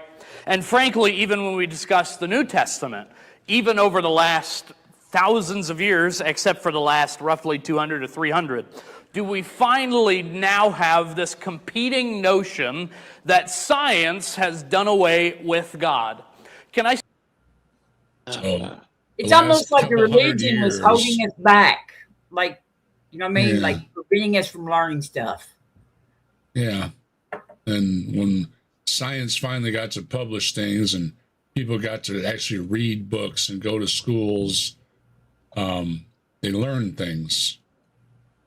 Really, Yeah, really I mean, weird. Well, also, it's also this, that the fact that they were so down on Greek literature, Mm. right? There was very few Greek books got passed through Christianity. Quite a few did, but there were a lot more that weren't. Right? A lot more that Who weren't. was And it that most- preserved the Greek writings? the Arabs. The Arabs, yep. So more importantly, they didn't like the Greek writers that were naturalists, right? So they deliberately did not copy and pass down those particular things. Plus, of course, they closed the Greek schools as well, right? So the universities, the early universities, were all closed down in, I can't remember the exact year, 400, 500 BC, AD, something like that. So bearing in mind, there was 1,000 years of Greek schools that they just decided, no, we don't need the schools anymore, the universities. We're just going to close all of those down. And, that's effectively when Christianity took over the Roman Empire. Yes, and then we call that the Dark Ages. They call it the classical Dark Ages, yeah, but then, that's kind of a misnomer in some ways because, Yeah. but like a lot of important work got destroyed at that point by Christians who couldn't find the parchment, so they literally just erased what was on the parchments they found and then wrote the New Testament. That's why we got so many. So, like, you know, they keep saying this. You know, there's like 4,000 like copies, old ancient copies of the Greek Bible, and that must mean something. Yeah, it means that. You know what I mean? Like 3,000 of those were probably copied over manuscripts that had already been or that had been erased. So it just goes to show you. And the only reason we kind of know this is not because the Arabs literally or the Muslims saved it necessarily, but they did have a very big library in Baghdad, of which the contents were not the contents itself, but the list of the books they had were written and found later. So we know how many that were in there, right? And you know, it's a lot of books which just never made it through this particular period, either through the Christians, like first, and then later the Arabs, or the Muslims, I should say, becoming very fundamentalist as well and destroying a lot of that work. But work that did get passed down were the interpretations by Muslims. So that's how we know of Aristotle's work into induction and his science work, etc., and also Galen as well, who was So you never know what you're going to learn at Saturday night. Yeah, that's true. Anyway, yeah, that's a little bugbear of mine. They got translated through. I just finished the story quickly now. Then, so the reason we found those is because the Franks invaded Spain and took over Cordova, where there was a library, a Muslim library, which had all of these banned books in Europe. Well, not banned because they were soon to be banned, but they got translated into Latin at the beginning of the Renaissance period, I think, or just before the Renaissance period. And that's when science started flourishing in Europe, is when they found these ancient Arab manuscripts and interpretations of Aristotle, which had never been passed through the Christians. So as much as people keep saying, right, this is another bugbear of mine, Tom Holland says, well, basically European is, you know, everything is Christian. That's just not true. Mathematics and science were not passed through Christianity into the West. That's not what happened. You really have a problem with Tom, don't you? I have a problem with Tom and Scrivener, that guy, because he just parrots Tom Holland. It sickens me actually, because like also Reza Alan, whatever, I can't remember Reza. Anyway, and also the other nauseating guy that debated Hitchens a load, Reza Aslan, and the other guy, the Indian guy that says said in a debate that you know, it's not true because where I come from. D'Souza? Yeah, Dinesh D'Souza. He said in a debate once, it's not true that you know, where your location matters as to what religion you believe in. Because I grew up in India, which is Hindu, and yet I'm a Christian, right? And it's yeah, but your family was Christian, right? You lived in a Christian part of, you know. Watch Dinesh D'Souza and Alex O'Connor debate the Bible. Like, I would say most destroyed him.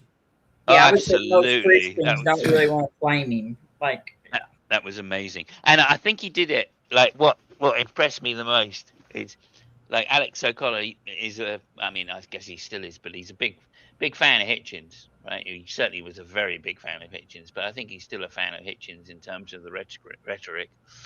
And Hitchens was always very soft on D'Souza in debate. Yeah, they were friends, actually. He never really liked going for him like full-throated, and that pissed me off. I know that, because every time I watched the Hitchens debate with D'Souza, I'm like, oh God, no! Like Hitchens just being too generous again, you know. And And so I think when Alex got to D'Souza, he was like, right, this guy's going down. You know, I loved it. Alex I didn't thought, even have to say much though. I mean, like pretty much D'Souza destroyed his own like. yeah.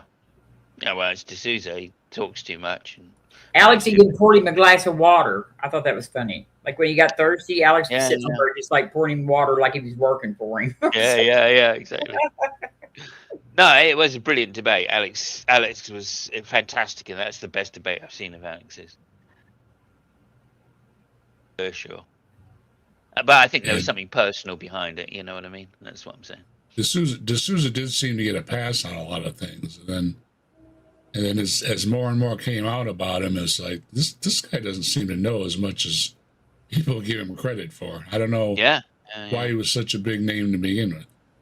Well, he was policy advisor for Reagan, I think, something like that. Like the youngest policy advisor. Cause I think the Christian nationalists like him. So back then, not too many people were standing up arguing Christianity. He's their token brown person. Yeah. Could be. See?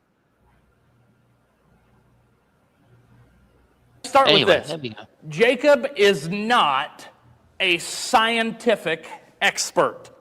Do you know what kind of science Really? experiments I have conducted in my lifetime? Can Only we the guess? ones that I didn't. Hang on. We need to guess a few. That's an invitation I one. cannot resist. All right. He's How only got much? one. How much does the average man sperm in a week? That's one of them. Oh my! That'd be about it. Yeah. I say he That's might pretty have built close. a volcano. Maybe he built a volcano in grade school. Hello, Demon. Good to see you. My first science experiment was poking myself in the eye. Poke yourself in the eye. He only did one. That's here it is. I only did one. Yeah, I was 6 Grade months old. that they and, required you me gotta- to do. yeah. I remember one of my favorite science experiments was that of we dropped eggs from the top of a building. And why did we drop eggs from the top of a building? Because I could drop See eggs if from they the top break. of a building. There you go. He Yeah. dropped So you eggs already from knew. the top of a building because he could drop eggs from the top of a building. Wonder if Very people were smart walking guy. in there. Can I just He's say, a smart cookie. it's not very scientific if you already know the outcome before you do the experiment. By the way. They were testing gravity. That's true. Yeah. Testing handy wipes. I don't know. They were testing to see if God was He doesn't paying really say. attention. He's awful proud of himself, though, that he dropped some eggs off the roof. Good This is point. your brain on drugs, and this is your brain on drugs from a real high spot. How much toilet roll does a teenager use in a week? Did you know that you can fly if you distract God enough that he forgets to do gravity? Oh, He watched too many commercials. If I drop an egg from a building, will the building crack? Just don't fly too close to the sun, Mike. Hang on a second. But Mama, that's where the fun is. Let me singing. I've got half an hour before I can have some toast, Dave. I'm excited. That was a scientific experiment that we used in that format. Not really. So today, I want to let men that are more intelligent than I am.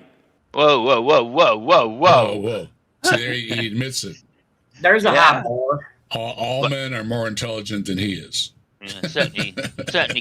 I'm guessing certainly Cretians. Talk to you, right? Because frankly, though, at the culmination of it all, I want to let a God who is more intelligent than all mankind talk to you. Because See, Bring him on. Yeah. Well, just there you go. because you're a dum-dum doesn't mean everybody is. Yeah, just because you think God's going to talk to everybody doesn't mean he will. Maybe your But guy's then- a dum-dum. Admittedly, you're stupid, so there we go. Here's what There we've we been go. waiting for. We've been waiting for this. This guy knows eggs, no yolk. Nyuk, nyuk, nyuk, nyuk. No yoke. Could be. That's all he knows.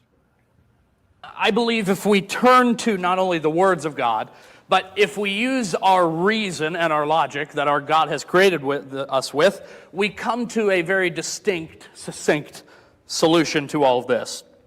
The life of David and discussions That you on can throw him. eggs off a building. To Oops. talk about it in the sense of creation, whether or not you thought that the God of the Bible was the creator of the universe. Because it makes no sense to say that our universe came from nothing. It makes absolutely... Quit saying it then. I mean, I don't know who says it. It's only Christians that say that shit. I was going to say that religious people are the only people that say that. Yeah. Mhm. Next Neela. Yeah. Right? Yeah. The scientists are all dum-dums because they say everything came from nothing. But they don't cite anybody that says that. They can cite plenty of Christians, theologians, but no scientists. I don't know where they get that from.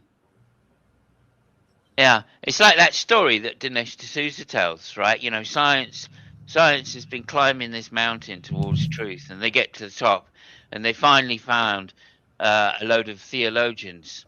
Unfortunately, they were all dumb as fuck, and they didn't bring any food, and they were all dead.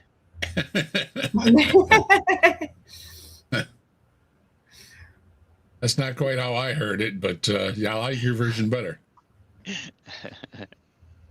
Unequivocally no sense. To say that nothing created something is not science. That's jargon. You're No, right. It's theology. It's theology. You're right, though. It's not science. It makes good theology, though. They stand up there and they say, there was nothing, then there was everything. Just poof, the word. That makes perfect sense. Even that they get wrong, right? Because of course it doesn't say that in one of the books. It only says that in one of the other books. I mean, it's contradictory, isn't it? So they're half taking the Middle Eastern myth of the waters, right? Well, and even the mound of creation. Even the Old Testament, like now that the new, like now that they're doing more translation, better translation and stuff, it actually should say when God began creating. Yeah, I've heard that. And like so, according to the Jewish way, the Jewish people or the Hebrews wrote it, was that it was the stuff was already there, like the earth was there and stuff, and God took the formless earth, the waters and stuff, and created. Then it doesn't like it was. And made stuff out of it. So, like, that's not even how the actual Genesis story refers to. Like I said, there's two, isn't there? So one of them is the Egyptian founding myth, which is there's a mound of creation, and the other is the Sumerian myth, which is a battle of Tiamat was subdued, and then that created the land. So. I mean, make up your dang mind. Yeah. Well, there's two tribes. This is the problem. The Bible, the Old Testament, is a smashing together of two different tribes and their own creation. Both of them in there. They had to put both in because well, I mean, let's face it. They come from the Middle East, so of course they're going to argue to the end of time. But they'll say there's no contradiction.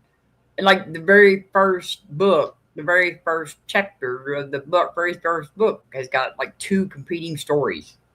Yeah. I like. There's a Dave Allen joke that says he goes something like, "Well, you could tell the Bible. You can tell the Bible's an Irish book because it says, in the beginning, things began in the beginning." Yeah, I love Dave Allen. Something like that. I love when he tells the story about Adam in the beginning. Eve. When he talks about the Adam and Eve story. Yeah. Yeah. That's funny. Yeah. Because nowhere have we ever experimented and gotten something from nothing. When was the last time that you were in a vacuumed space where there were no atoms, no matter whatsoever, which, by the way, is impossible for us to do, but and there's nothing in a vacuum either. It's it wouldn't be a stupid thing to say if we could not imagine it, right? We can Right. imagine it. That's why it's a stupid thing to say, right? I don't know, but mathematics has something called the null set. So just saying we can imagine it, right? The point is, in physics, there's no such thing as a space that contains nothing. If there That's was just- nothing, it that's would be not something because something. it would be described as nothing. But it's space. I mean, literally, Right. it's space. And so Doesn't that make is any something sense. already. Makes Yeah. no sense whatsoever to talk about nothing as being a space. And here he is, talking about space with nothing in it. Yeah, it's So- incoherent to even talk But, about. yeah, it's scientifically ignorant. Let's put it that way. If it can expand, it's something. Otherwise, there'd be Yeah. nothing to expand. That's right, Right. Top Dog. So Right. to even begin to describe nothing would entail something, But God made himself. which is nothing, but something and everything, No, I mean, but no, nothing God, at the same time outside of everything we know. God always existed. It's God's all the way down, effectively. Just flatter and more algae and Yeah. The idea is presented that life would just, and the universe would just spontaneously erupt from that. Well, doesn't that sound No. silly? That is silly. That's why it sounds silly, Yeah. because that is silly. Anybody well, says he's something making like up stuff that because he's never had a It's- science class. So. is being silly. He's not Yeah. going to give us the story about the tornado and Oh yeah, love to hear that. junkyard, is he? I hope. Yeah, I love that one. That's one of my favorites, actually. That's the point of why it sounds so silly. Now, what scientists try to argue today about how did this universe come to existence, they say, well, obviously this nothing had to be something. Well, I agree that the nothing had to be something. But are you talking about the nothing being physical, or are you talking about the nothing being spiritual? Ah, What You about weren't talking about that shit at all. We're talking about How that. did something spiritual make physical stuff? Yeah. Yeah, good point. oh, trying to nail you to the wall there, Yeah. or to the cross, I should say. Interaction problem. Yeah, it's another false dichotomy again. He's full of them, isn't he? Mhm. He is full of it. Well, you can tell by the shirt he's full of it, but I hate this shirt too. You don't like his fashion choices very much, do you? I don't like his shirt. I don't like the shirt. No, No. makes him look like I'm a. sorry, but I'm one of the old schoolers. I think the preacher or whoever they are should be dressed up. Yeah, in jeans. Yeah, is that all right? Jeans. Jeans and Okay. that's I don't know, mate. shirts and I can't stand it if they don't. Well, I think like in the Church of England, they just speak Catholics. A load of Catholics. well, better than nothing. Oh, Ooh, yeah. See, because I believe in a God of the universe who speaks into life matter. Oh, Oh, do you? And that's not silly? yeah. That sounds perfectly logical. Perfectly reasonable. Shame he can't speak into people's ears. Hey, let's Yeah. put that would be up nice. put up a collection and send him a PhD. Send him to the Hovind School of trailer park in the middle of nowhere and get your PhD. Just bring a box of crayons and some blank paper.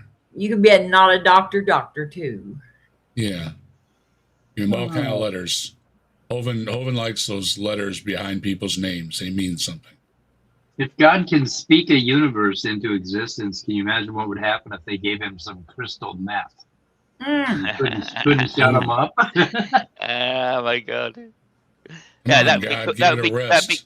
Mike, that'd be called a multiverse. Multiverse, right? That's a multiverse. I just Yeah. figured the multiverse out.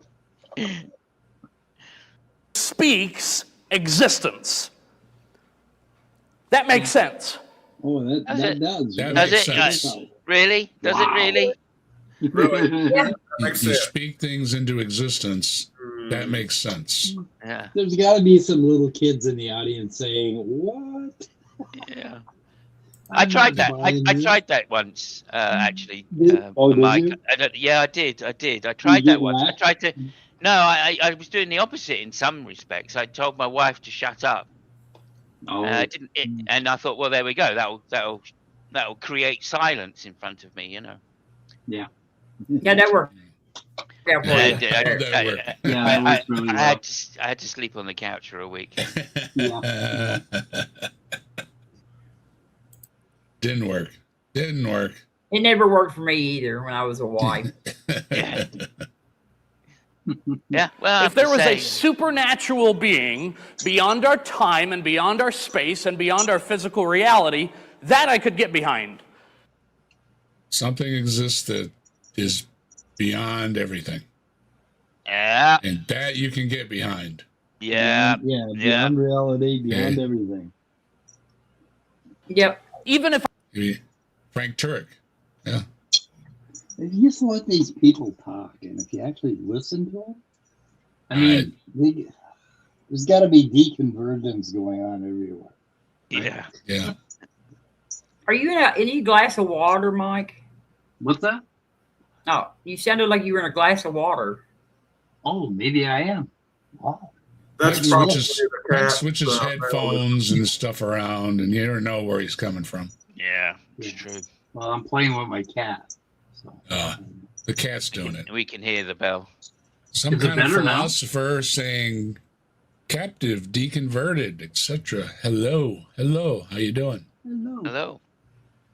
I'm etc. You're the tetra. Am I still in a glass of water? I'd love Sometimes to you're in a pronounce that hallway, name. you know. Huh? Sometimes you're in another room. Mike always sounds different. Really? Yeah, you still like you're at least still in the glass. Maybe not the water anymore, but the glass. You're on your mono mic or something right now. Let's see. What do we got here? We have mono mic? Oh, let me see. Cat bug? No, I don't know. Is the cat between you and the microphone? No, he's on the other side of the microphone. I Well, got you the said microphone. like you're in the Like, I'm using AirPods. I don't know where the fuck the microphone is. I have no idea. Two turntables. Fix that microphone. Oh, it's just one channel. One channel. Yeah, I don't know. I don't know. Something you clicked. No biggie. No one ever listens to me anyway, so. You're better. Yeah. You fixed it. Really? I didn't do anything. Well, went away. I don't know. The cat did it. We'll blame the cat. Do you hear the cat? I can hear the bell. And- Mm. Is he using his cat as a spit guard? I don't know. Are you using the cat as a spit guard again, Mike? Yeah. That's what it is. Come on, Loki. Catch the fucking mouse. Already my hands getting tired.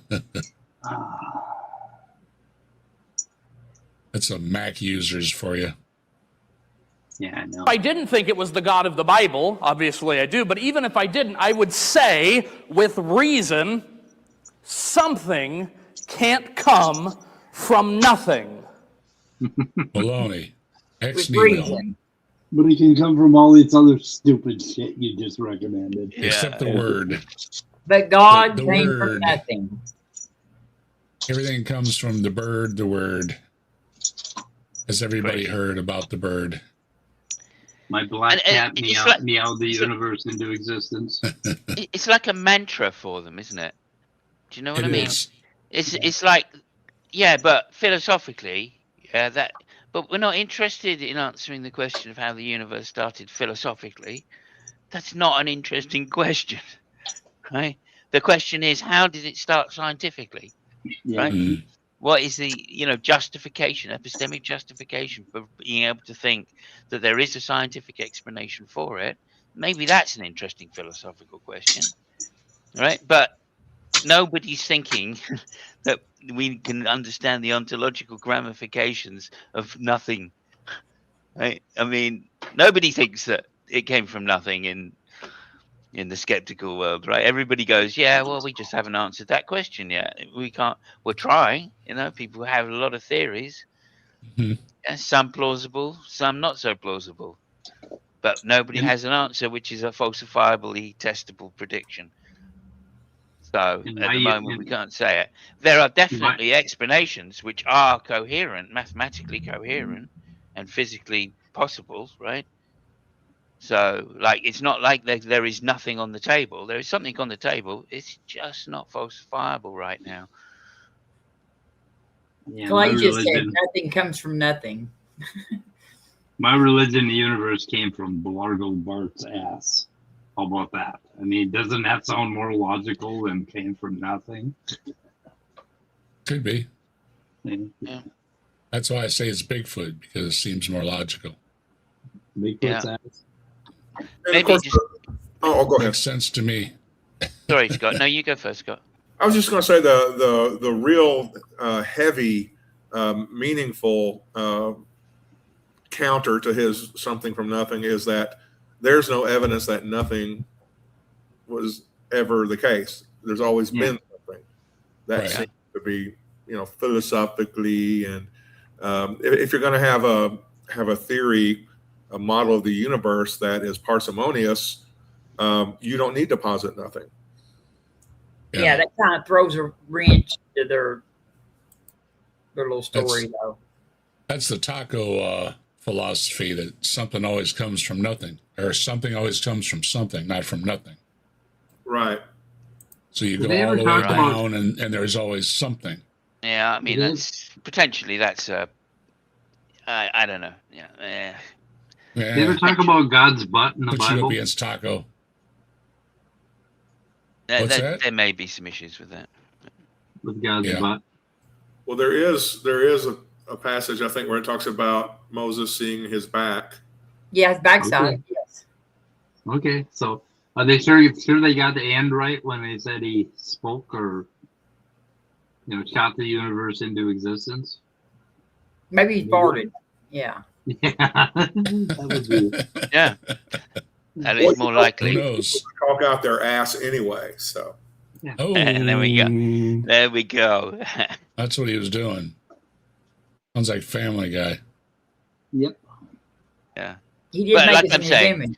Like I'm saying, there are mathematically coherent models which allow for a universe from nothing, in inverted commas, and also, there are some mathematically consistent theories of,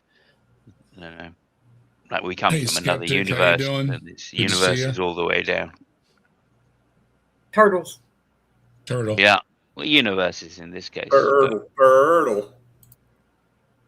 But these are just models, right? And as long as they're unfalsifiable, they're not necessarily scientific. It's just a theory. They're just theoretical. Look, but they're theoretical in the physics sense of the word, not in the scientific sense of the word, right? Gotta be so careful these days. Oh dear. Skeptic philosophy has resurrected. Yeah, back from the dead. Yeah. Hey. It's in the right place. Hi, Robert. Miss Jeff. Hop on in, skeptic philosophy.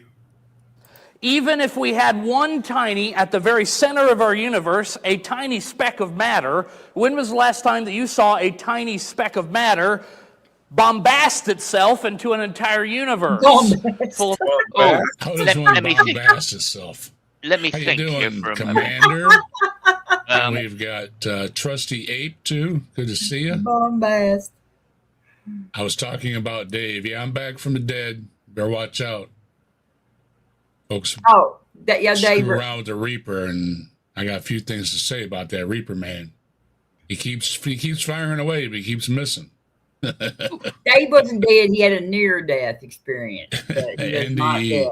Yeah. I almost had an NDE video. Neurosurgeon with an NDE. Very interesting. Hey, maybe cover it one of these days.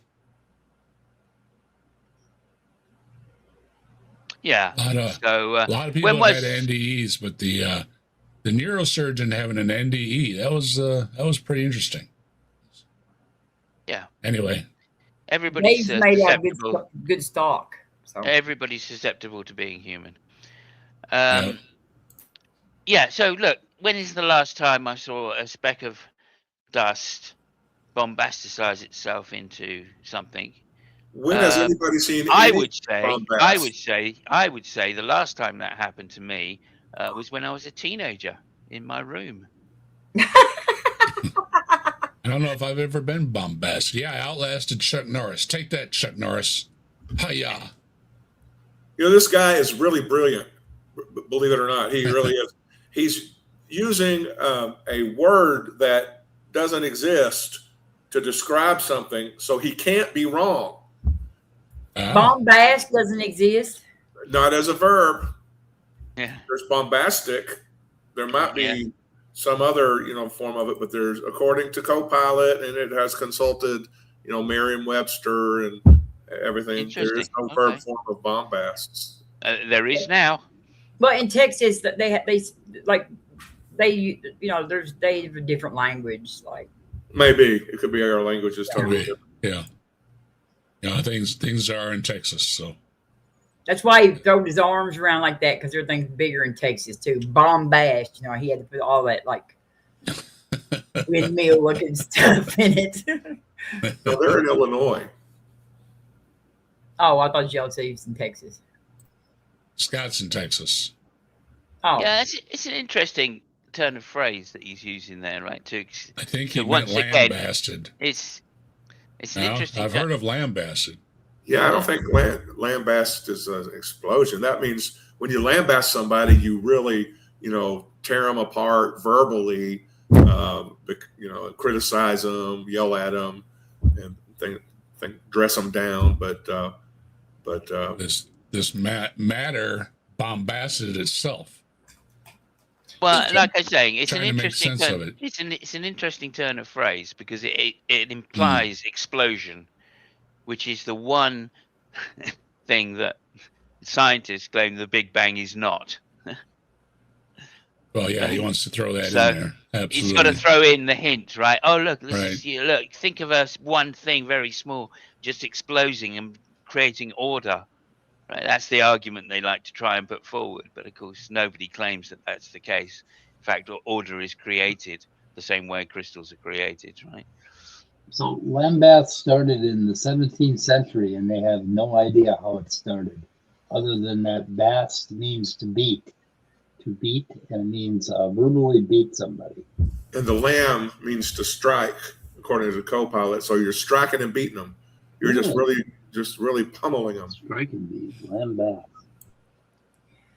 Hey, Jasper. So in Good other to words, see this guy used a word that doesn't have any meaning to describe something he doesn't believe in. But that Does is now. interesting to me. That is interesting to me. I mean, it sounds French, lambast.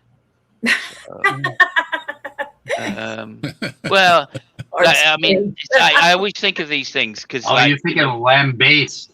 You're thinking of basting the lamb? Baste the lamb. no, I'm going to look it up. it sounds sort of Hebrew shit. But they like to talk about lambs in Hebrew It's language. nothing to do with lamb. Lamb has a different. Yeah, lamb is the old verb for to beat, thrash, or strike. So yeah, you're right, Scott. Lamb, yeah. Oh, Yeah, so beat, I was beat. getting hungry. Beat. Means beat.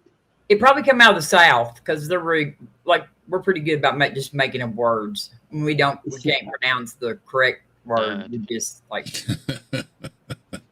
does it first show up?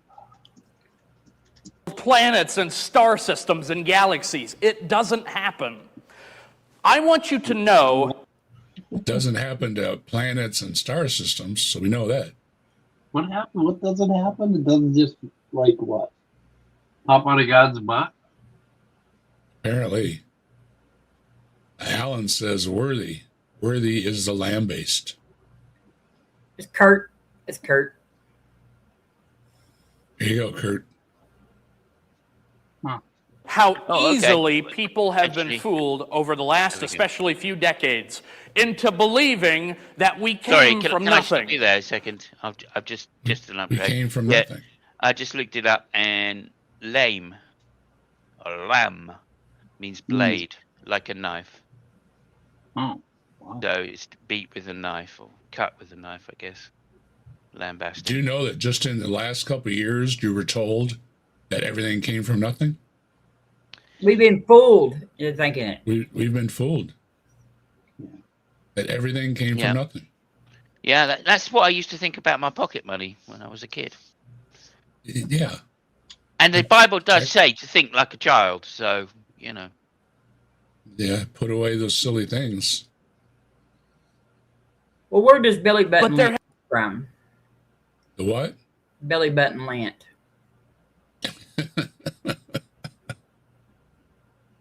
I don't know. Spontaneous generation. There we go. That's the way I Can't might get something from nothing. And socks Ridiculous. in the dryer suffer spontaneous disintegration. Oh, that's where the other one goes. Mm. That's where That the was- other one goes. I think this guy worked that out when he was a teenager. Yeah. Science Yeah, experiments. Don't wash the crusty socks. Just throw them away. Hello, Big Bad Mama. Hey, Big Bad Mama. Big Bad Mama. Has never been Oh, a and scientific Kurt as well. experiment, a discovery in any notion that says that nothing comes from something. Why did I say that? Because you have to say that in order to get away from the concept of a God. No, you don't. Hasn't he? Where does Hasn't he God brought this point home? Nothing comes from something to get away from God. Everything is to get away from God. You don't need anything to get away from God. God does that all on its own. Yeah, So he God did was that sipping a 2,000 years beer in ago. the- Actually, he was sipping a beer actually, in the Took one look backyard around and went, who are these people?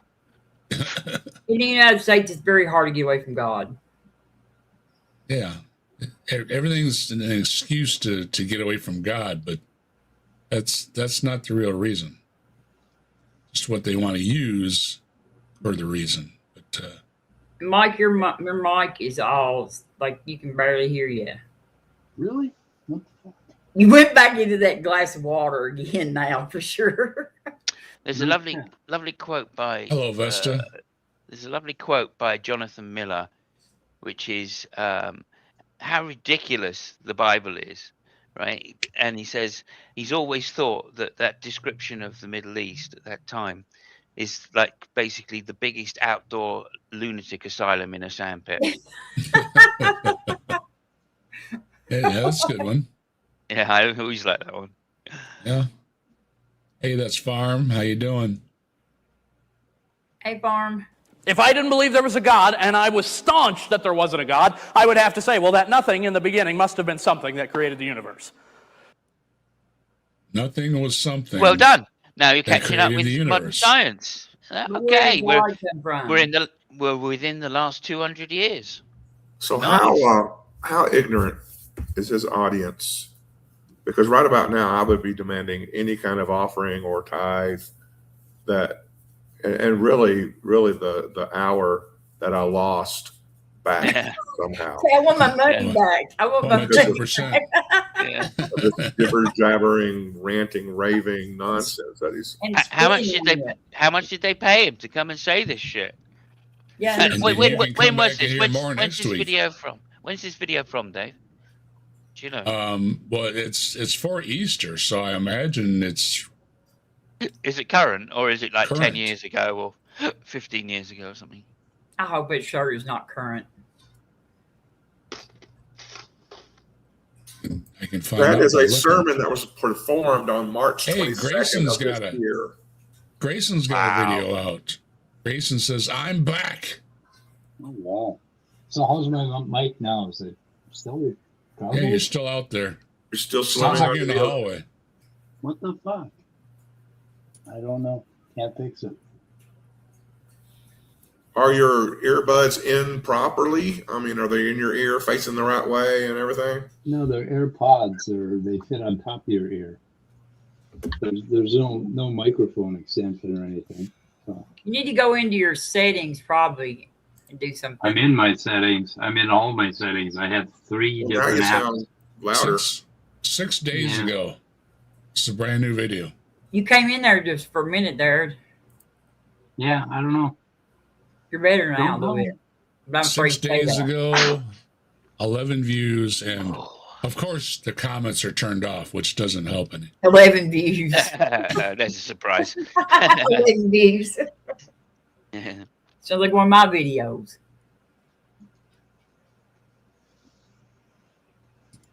I'm gonna have to buy a it's mic. for this. It's for this Easter, because he's going to do.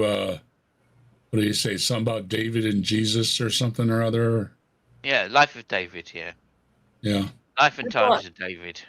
Yeah, I thought Easter was supposed to be like resurrection stuff. What is? Yeah. It's going to be. He's going to have proof of the resurrection. Everybody knows that.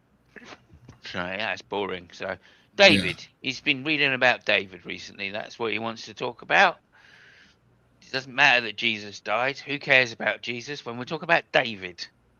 Everybody that's been asking about Grayson, there he is. He's live streaming, so he's alive and well. Good. He's got 8,000 subs. I remember when he had 100. Hey, Grayson, send me some of them subs, would you? All right. Thank you very much. By the way, speaking of subs, I'm having a sub party 200 finally. I finally got 200. Woo! I had to go like blackmail people into going, but anyway, I'm having that tonight, later on tonight, like 10 Central. Okay. I know a lot of people will be in bed, but check out Robin. What's today? Today's Saturday? Yeah. Oh, they should be up at 10 on Saturday. Well, I mean, some people that like, but during on Saturday, there's like so many people that stream, and like I didn't want to like get in top of anybody else. So I can maybe Mark. I'll try and be there. I don't know, but it's 4 o'clock in the morning for me. You'll be there in spirit. Thanks for checking on me. Oh, 11 o'clock. And you know what that means, Dave? What does that mean? That means that I can now eat something. I took my drugs an hour ago, so I can now eat something, which means I'm going to go and get some toast. Wait. You follow those instructions on the label? I do, yeah. Why? Yeah, well, when you got sucks. I got some that's empty on on an empty stomach, which is only like first thing in the morning. Which you got to make sure you didn't get up and have a drink or anything. So you got to have an empty stomach. Yep.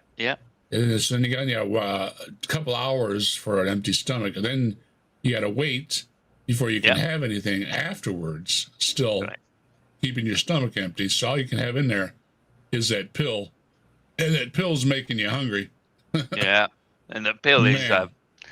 I stopped taking them together. Right, I've got the pills that make me hungry are my steroid pills. Right, and so I stopped taking them with my immunosuppressant pills, which are the ones that need to be taken on an empty stomach, and then given an hour to break down before they can get into your system before you start eating. And one of the big things he was specific about was the milk, because the calcium breaks it right down. Yeah. If it gets in too quickly, that's a problem. If it gets in too slowly, that's a problem. Yeah, so you're sitting there watching the clock. I literally do now. Yeah, I'm hungry. But there you go. So I have to wait an hour after taking. And then it can upset your stomach too, because you start getting the hungers and it starts growling, and that can upset your stomach. Well, they're real strong. They're real strong as well, because the drugs. I have to take drugs with it to get rid of some of the side effects, and those drugs are really bad for your kidneys. So you have to take them, straight on top of each other. Otherwise, they don't work, so they can work together. But at the same time, you're fucking up your kidneys when you do it. So now they're talking to me about, you need to get this and this sorted. So your kidneys are getting quite bad at the moment, like we're worried about your kidneys. And I'm like, well, fuck's sake. Well, I've now got to go for a kidney transplant. These pills. Yeah. Jesus. What the hell is this? Be careful taking these, because they can mess up, such and such. And it's like, what are you giving them to me for? Yeah. As long as they don't cause anal leakage, you'll be all right. You don't want no oily discharge. Yeah. And, well, I mean- that's the thing. Don't drink more of this to keep my calories up and keep my count up. And it's like, okay, but if I drink too much, then I get plugged up. Okay, well, then take these to get unplugged. Okay, but What you was don't want to that take too fat much of those to get substitute? unplugged, or you can get something wrong with your kidneys, your liver, or something. It's like, Yeah. okay, and gee whiz, every time they give me some, it's like, but watch out for this side effect of that side. And I go right Absolutely. back to the commercials you see on TV. Watch out for all the side effects. It's like, no shit. Yeah, absolutely. I What mean, was I that don't oil know. substitute that people that the fat substitute that they've started to put in products like ice cream and whatever. I think it was back in the 80s or 90s, and it caused anal leakage. It caused people to start. That's a bad side effect. Yeah. That is the side effect I would not. Now that for me, that's a sign of the lungs being rejected. So I've got to watch out for either way. If it's too loose or too firm, I've got to be careful. It's got to be start just asking right. detailed questions. Thank It's you, like, Simos. gee whiz, I know. did you think I put it out on the table and was dissecting it, or what? You know? Yeah, I mean, what do you want me to do? You know, yeah, it's normal. It seems normal. It seemed a bit difficult Indeed, today, normal. but you know, especially when I got the cold, I started getting worried. You know, because that changed. But anyway, like whatever. Asking too many questions there, buddy. Yeah. Anyway. The universe had to have a beginning, so matter just exploded. The Did reason it? why we've come. Why did it have to have a beginning, please? I don't know. Chapter and verse on that. And matter exploded. Yeah. What caused it to explode? Or at least was extremely bombastic. Very bombastic or lambastic. Or maybe they didn't baste the lamb enough. It bombasted all over the freaking place. Yeah, just like Jesus, a bit of a bastard. Come up with that solution is because either you say there's a creator or you don't. And to say that there's not just doesn't really make much sense. There's not a creator, it doesn't make any sense. There you go. So you throw all your science books away.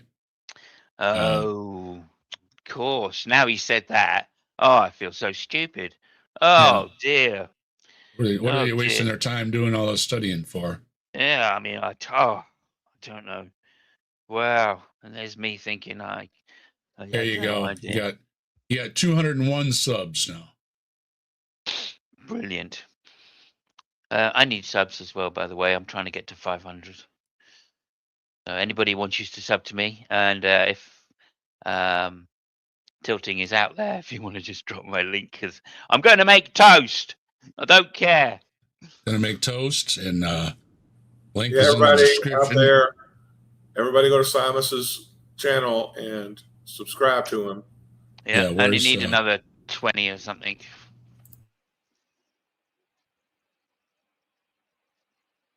Got to get Robin's thing over here too. Where's So I just bought a mic. subscriptions? Did you figure it out yet? No, I bought one. Comes at 4 a.m. So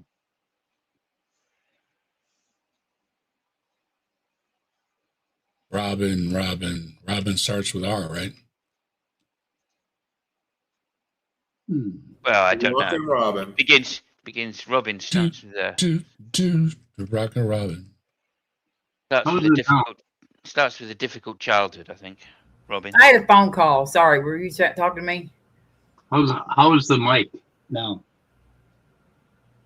Say something else again. Something else again. It sounds better. Yeah, I don't know. Still sounds like Mike, though. Still sounds like Mike to me. Robin Webster. What about me? We know all about you, Robin. We are putting Robin in the description. Oh, okay. Thank you. I'm pretty much an open book. It's a coloring book. Probably. Coloring book. Yeah, that'll work. I think we'll go for a bit of pineapple as well. Oh. Pineapple on toast. Does that work for people? I don't know. You need to make sure. Like pineapple does. No. Pineapple does have some reactions with some medications, though. Mm-hmm. Yeah, it's very sweet as well. I mean, Has a reaction to toast. like there are some medications that you're not supposed to eat pineapple with. I don't remember.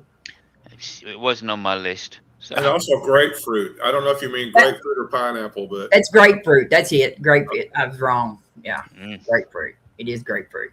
that's why I spoke up. I figured that was an urgent thing. Yeah, acid reflux is. I There you wouldn't. go. I wouldn't pass along Check- any misinformation.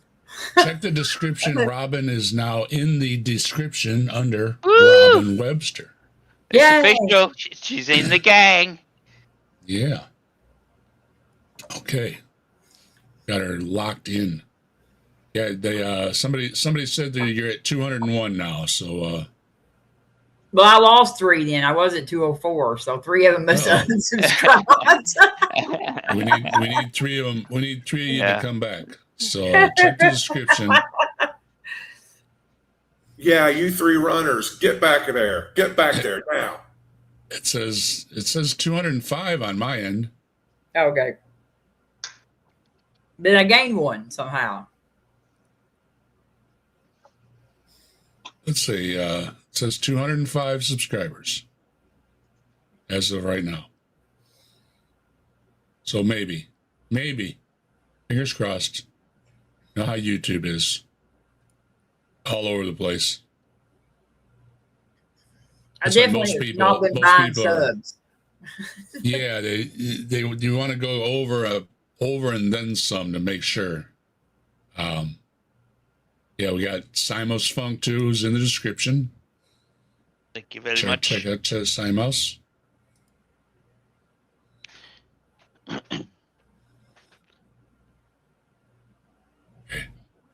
Right. Mike talking. I'm gonna quit talking.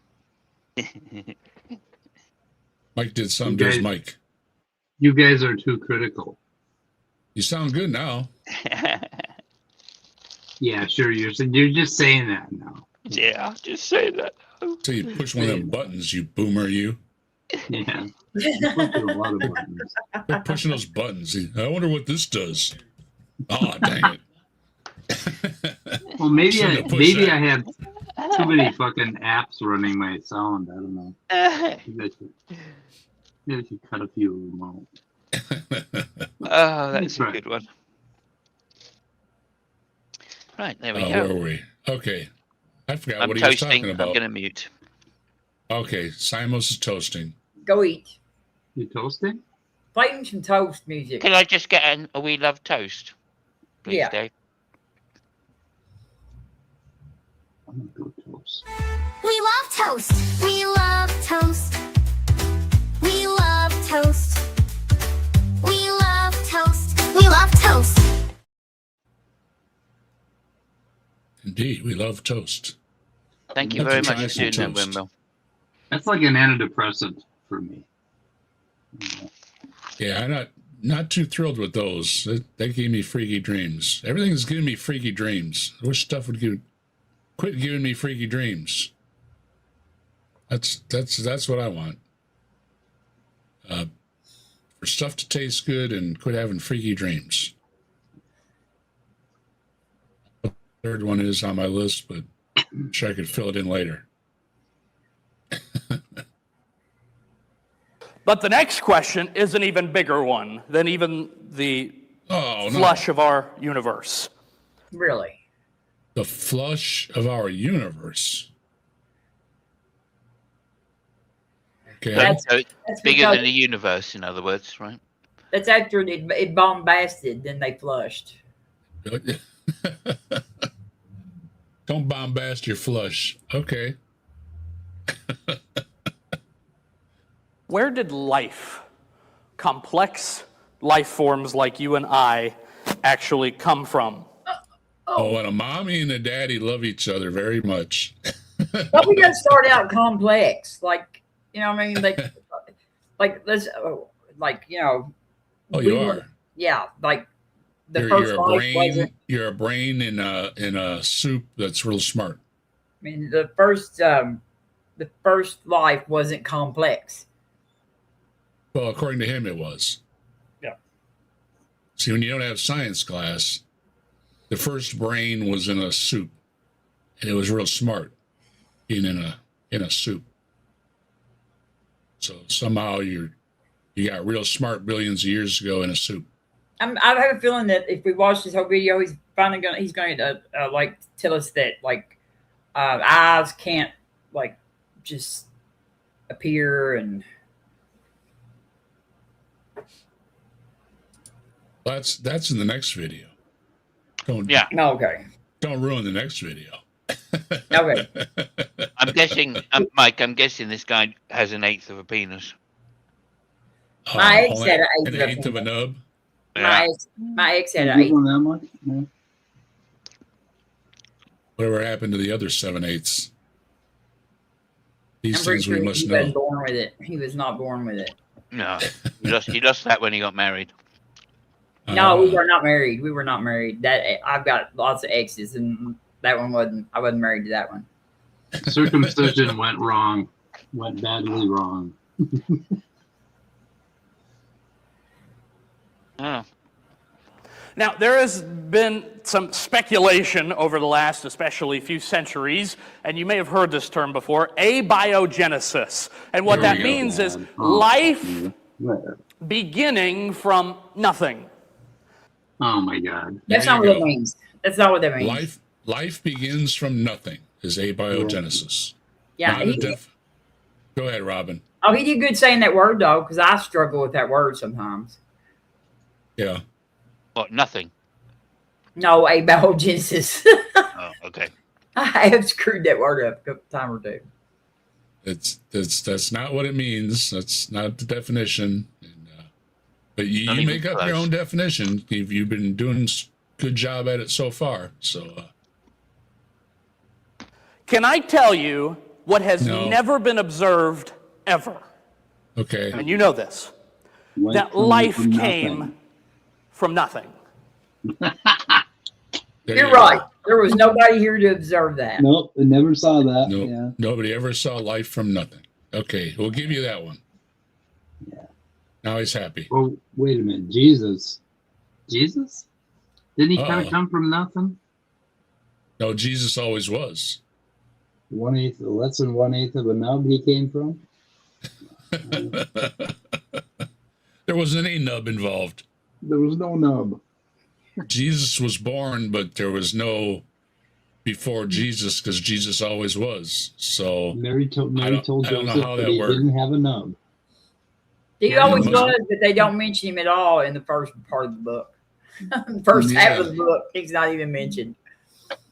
Mary must have instantly been huge among us too, because Jesus always was. So he Always couldn't have was, been a yeah. baby. He had to be a full-size adult. That's like a lot to put in a womb, isn't it? Yeah. Well, like he had to be a baby because we're the manger story thing, you know. Did he poop himself? What color was it? I'm pretty sure Jesus probably didn't have to use the bathroom, probably. He never pooped. Yeah, never pooped. Never pooped. He was perfect. He wouldn't have had that colored poop to freak his aunt out, like I did mine. My aunt says his poop is green because he was eating peas. That's one of my favorite stories. My aunt was a naive woman. She never had children, but she was babysitting once, and mine was green. And she was freaking out, calling my mom. Took you to the David, there's something emergency. wrong with David. There's something wrong with him. He's pooping green. Don't relax. He was eating peas.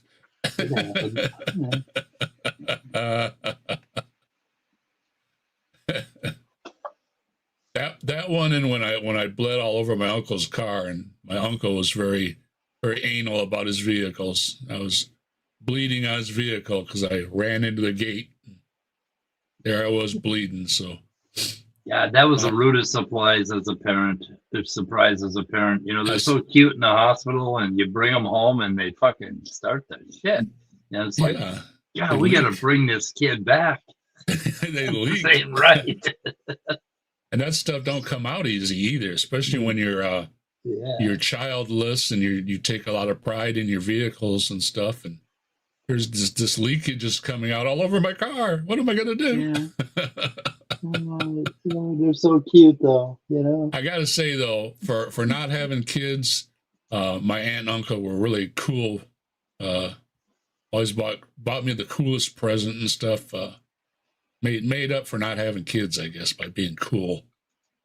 He reminded me of the Fonz. You know, my uncle was just too cool. You know, too cool for school. His hair was perfect. You know. Anyway, where we was. See, we would be reasoned that that's science. Can I give you a good definition of science?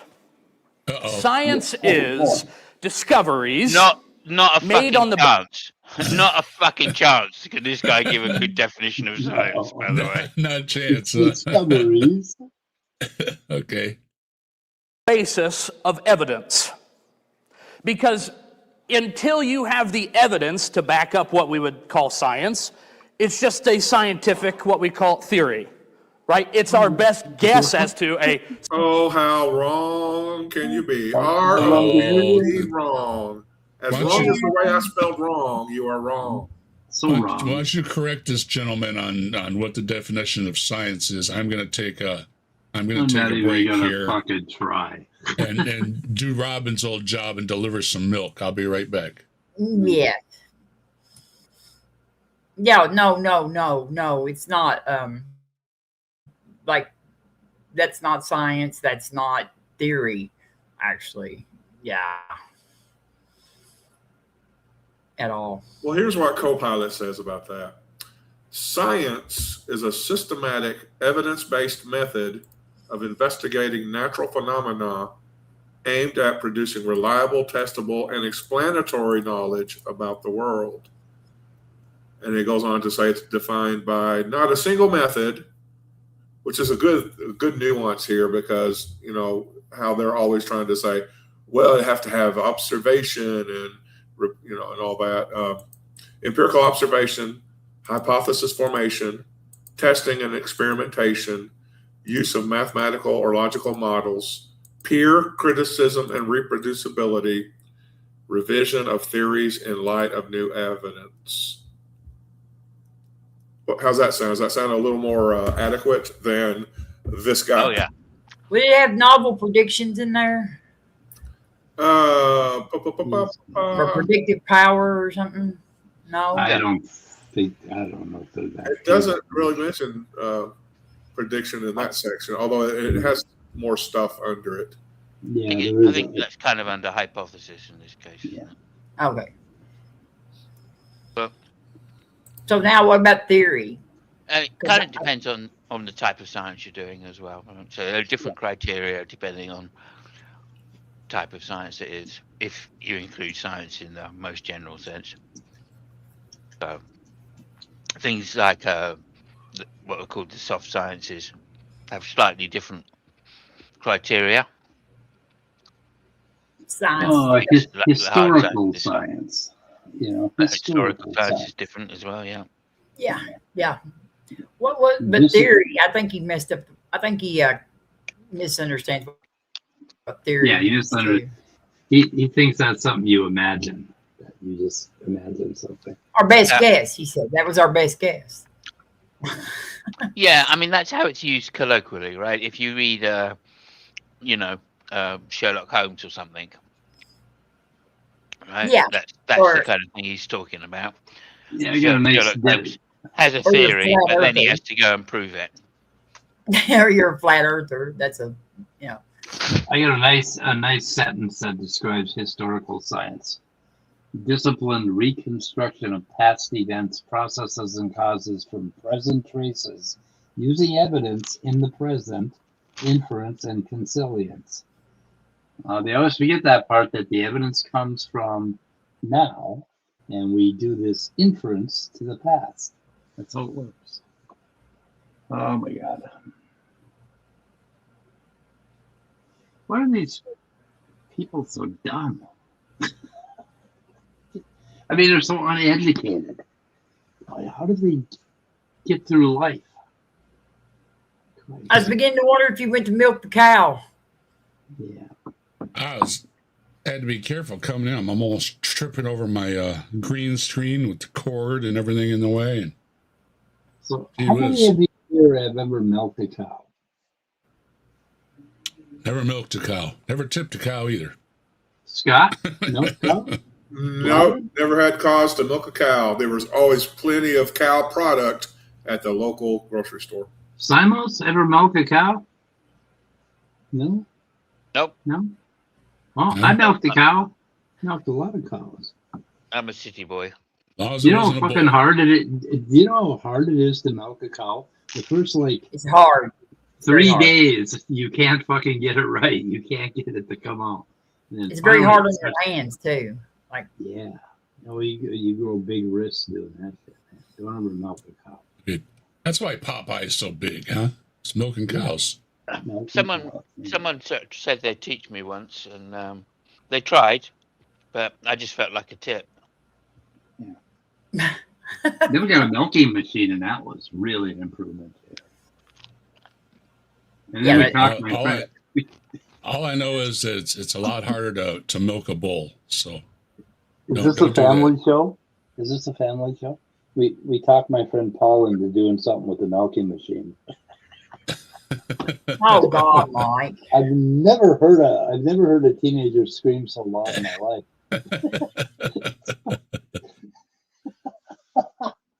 Poor guy. Oh, poor Paul. Poor guy. Okay, so we got the definition of science, right? That's what he was doing. Yeah, historical science. What he's so that's wrong, without even listening to it. Okay. He's got it all wrong. Yeah. This guy, okay, he got 11 views on this video, and I think 3 of them are me and you, Dave, right? Like at least 3. And I watched it a couple times. So. Oh no shit. We're making him famous. Oh, sorry. Maybe that's how many people are at the church. So yeah, we know how many people. Views. This is what Dave has to do to bring you this top quality entertainment, people. So everybody like and subscribe. Send him some super chats, etc. Because suffers. He suffers to bring you this content. I really suffer. I watch videos that have had, 3 views and 2 subs, and and while you're doing that, go down there below the video. Subscribe to my channel. Hit the like, hit the share. Sorry, I'm shivering a little bit. Burr. Hello, Ed. How you doing?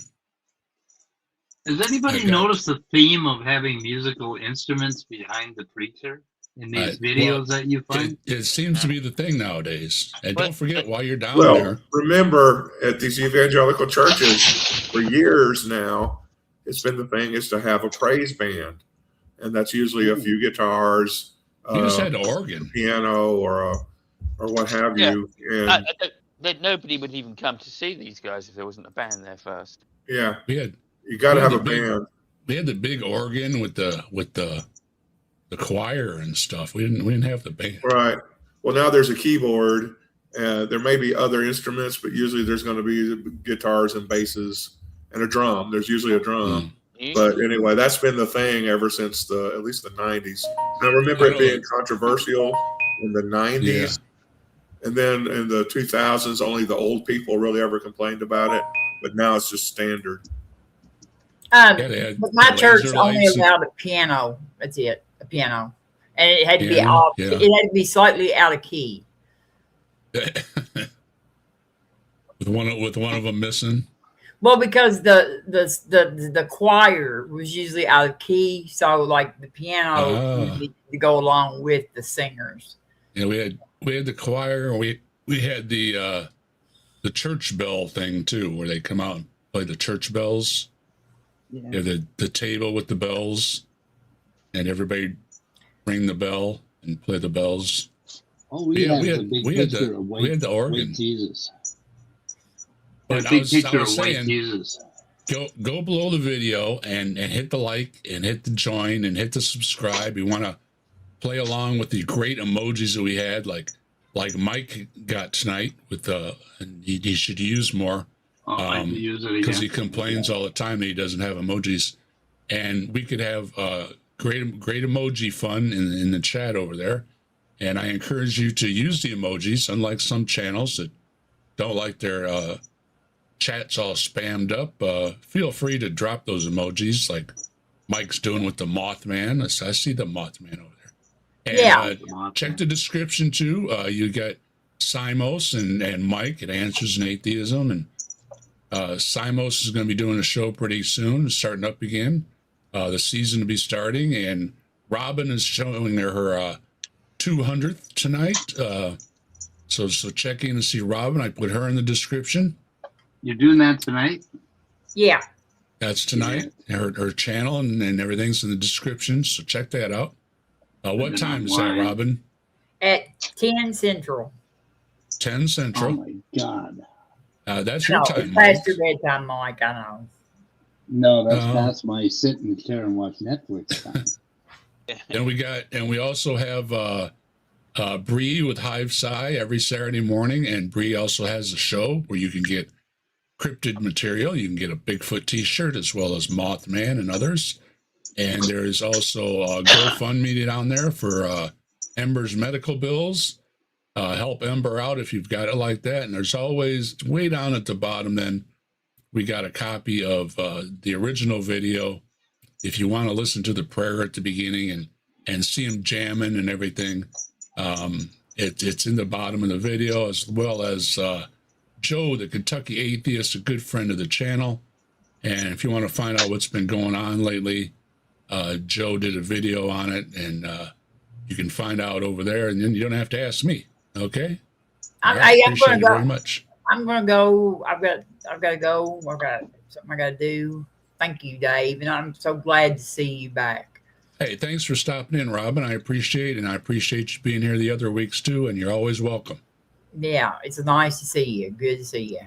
Thank you. Love y'all. Goodbye, Robin. See you later. Night.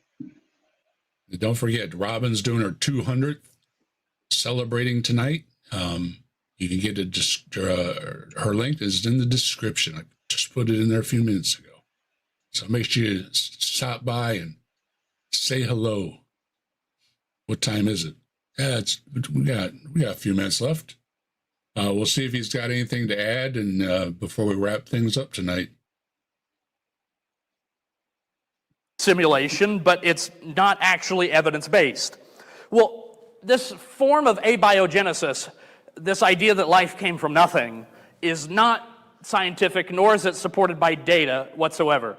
Louis Pasteur in the mid-1800s did an experiment, which not about abiogenesis, which is where we get our term from pasteurization. What is he not understanding about this? Like, he really thinks that if you take a jar and seal it, that we think life popped up out of that. Like, what the? This guy is a complete. The religious did. The spiritual did. They right. Things just popped into existence, and he disproved. See, that's what they don't understand. He actually disproved the religious and the spiritual and everything. Yeah. Oh my God. Okay. They think he disproved the science, and what he did was he reinforced science that no, it didn't just pop into existence like you think happened. And it was 5th grade, and apparently they had better things to do in 5th grade. Louis Pasteur was very simple, talking about science experiments they did. They should have done Louis Pasteur's experiment in the 5th grade, which is very simple, which just showed that if you seal off a container, no matter what it is, you don't get life in it. If you leave it open to the air or open to the mice or open to the flies or whatever it is, you're going to get some life in there because life comes from life. But that didn't disprove anything. It just disproved the supernatural. So he never finishes it, or he didn't finish watching the video, or nowadays the video. That's why they're using it, and the law of biogenesis and stuff like that, and they misquote these things, but it has absolutely nothing to do with what he thinks it has to do with. Oh my God. Obviously did an experiment, and he proved that life does not come from nothing. He took meat broth and put it in a flask, and when he ended up breaking the flask is when finally that meat broth...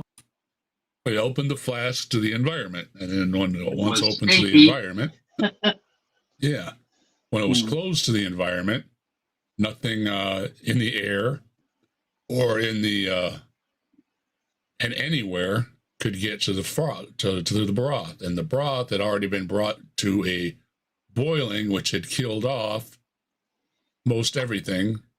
Even though you can bring things to a boil, and after a while they will get nasty after a while, but They will. For at least for a while, after boiling, you've killed everything in there, and there's nothing in there swimming around. And Put he them in a discovered pressure cooker for 3 hours at 250, 15 psi, and you will get nothing for weeks, months. you get nothing. Years. Yeah. But if you let it sit for a little bit, you don't put it in the refrigerator, and you don't freeze it, and various other ways, put something in there to preserve it. Slowly things from the air fall in, dust particles or whatever, and something from your spoon or the lid or something has these microscopic germs that start to reproduce. And then after a certain period of so many of them, it becomes not wise to ingest, because then you're ingesting those things into your body. That's what he proved. But they didn't pay attention. And like he said, he doesn't have a degree in science, and he certainly doesn't have a degree in 5th grade. So they don't know these things. And it's the same old story. It's like Darwin's book. It's like Origin of Species. And they take that and they run with it, and they don't read the rest of the story, or rest of the title of the story. And when you do that, well, you can make it say anything you want to. began to see microorganisms growing in it. But what had happened? Right. Elements had gone into the flask. The one that he kept totally sealed did not have any growth in it. Why? Because life does not come from nothing, and we know that. I want you to know, though, how easily you are. Life doesn't come from nothing, He's an idiot. Simos. He's an idiot. Fucking idiot. Is he talking about the Uri Miller experiment here, by chance? He's talking about Louis Pasteur. No. Louis Pasteur. Okay, yeah. Yeah, he thinks abiogenesis is the theory that life came from nothing, not rocks and volcanic vents and all that. Nothing. Yeah. Nothing to do with Louis Pasteur then. Okay, got it.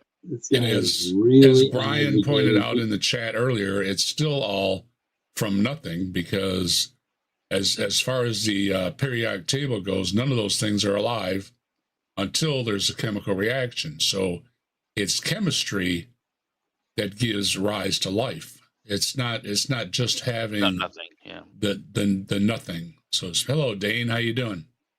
This is a quality exists. Hello. By this nothing, I think he means non-life. That's the phrase they normally use, isn't it? Yeah. Actually, he's saying nothing because he's talking about Pasteur.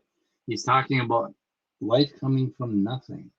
I mean, that isn't what abiogenesis is about.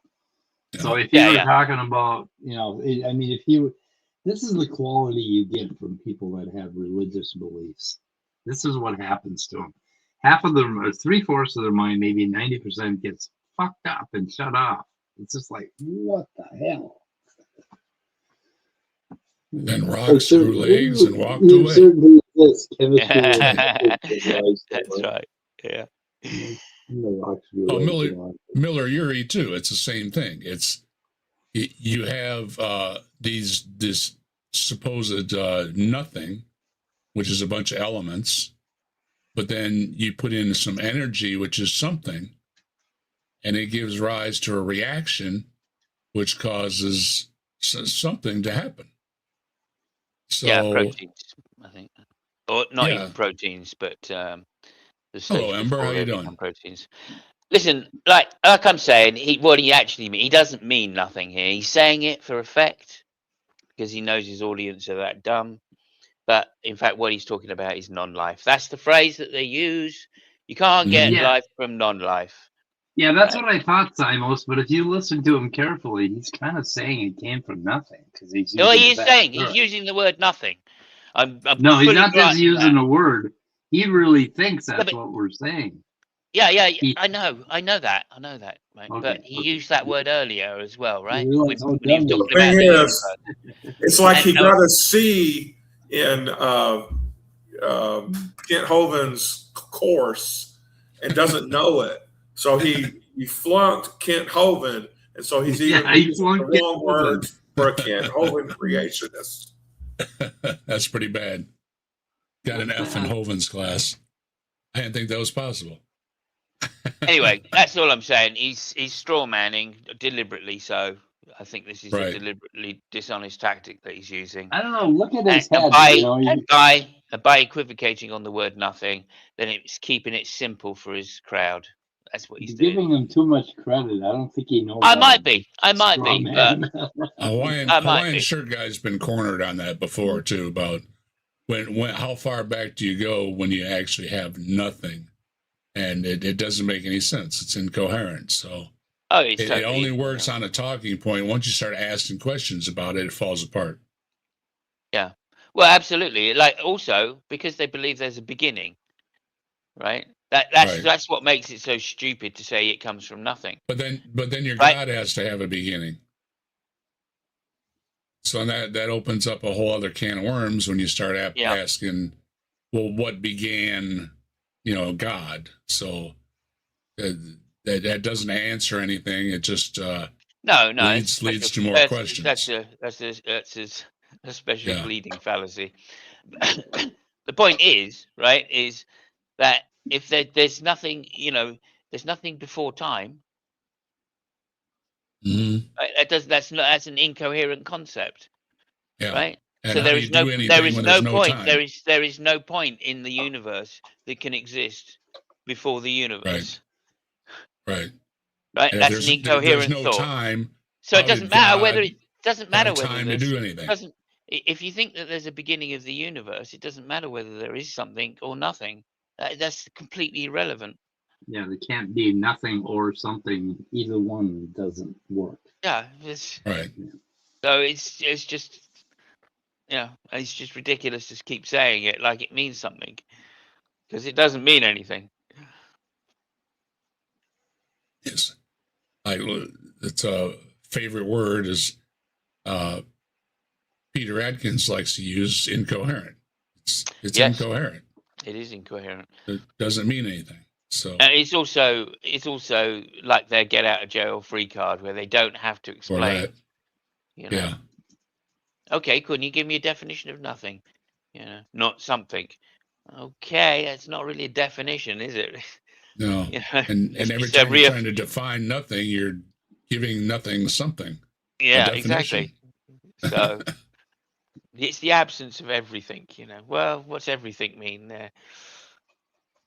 Does everything include nothing or not? Yeah, that's true. Well, I don't know. You're saying no. I don't know, right? There is such a thing as the null set in mathematics, right? Mm-hmm. That as an abstract object, a zero exists.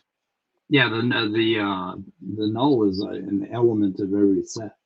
So I mean, again, Yeah. just poor philosophy to even go down those routes. Oh well, what are you gonna do? Play a bit more of the video or something?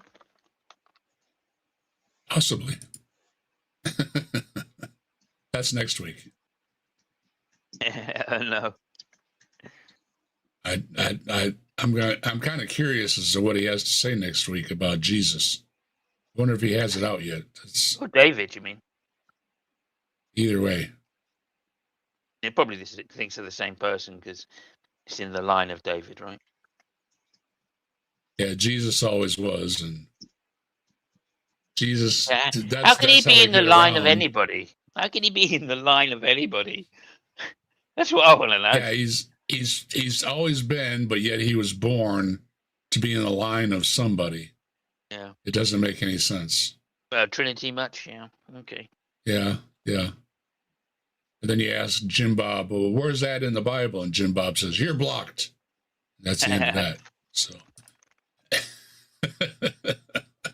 He's another one, that Jim Bob, isn't he? yeah, it's amusing for a few, and then he gets annoying. Yeah. All right, well, let's see what you got to wrap it up here. You're running out of time. Are fooled by people who sound much more intelligent than I do. There you go. You gave it away. I wonder why they sound more intelligent than you do. That's not hard. Yeah.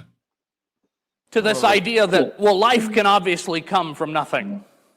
There have been experiments run where they've taken even just the base elements of our Earth, oxygen and nitrogen and carbon, and they've put them in condensed areas and tried to get amino acids, what builds us There's your Miller-Urey.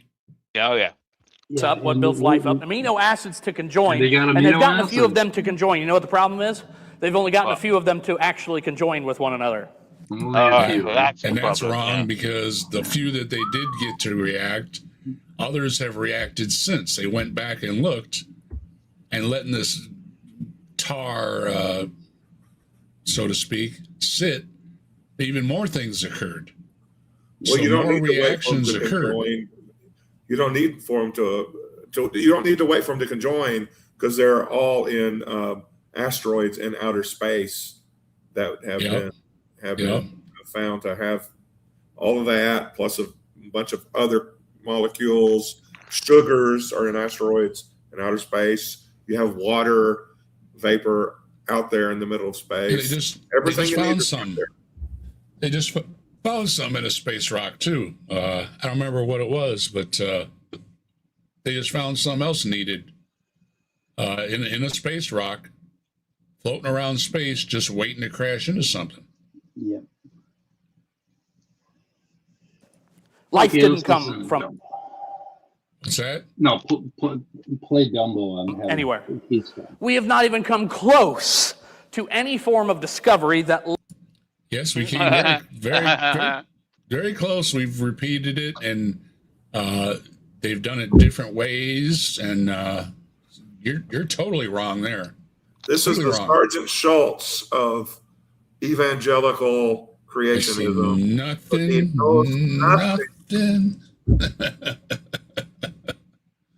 I thought you they missed, put some You RNA. missed that, buddy. You missed that.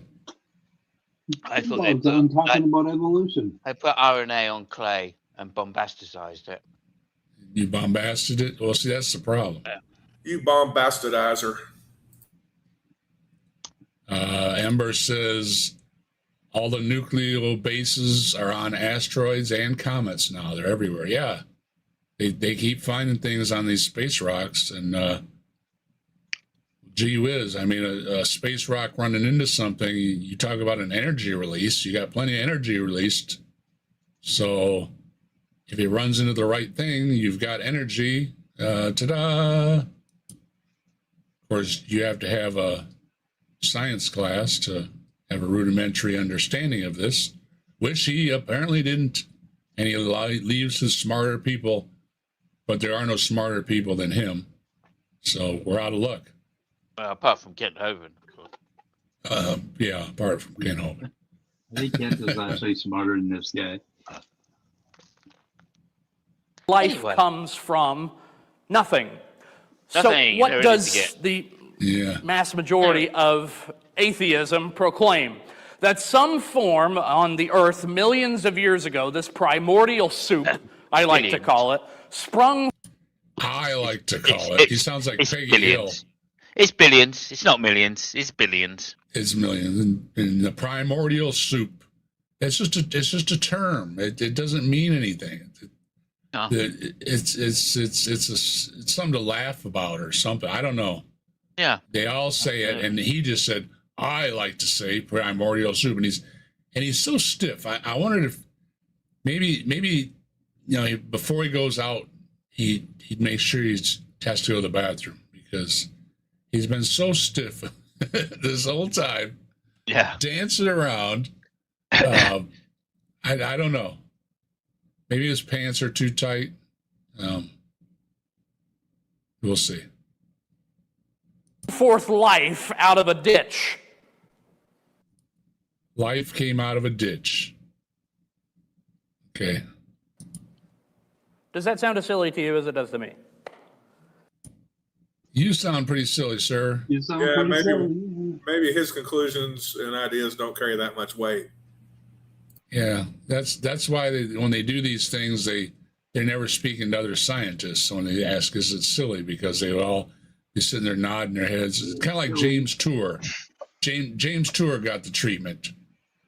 He was talking about, boy, these other scientists. They all think I'm nuts, and all the scientists were sitting there and they're nodding their heads. And he looked around and he goes, "That means you too, huh?" It's like, yeah, take the hint. I mean, when all your peers, now you could be right. There's always the possibility you could be right.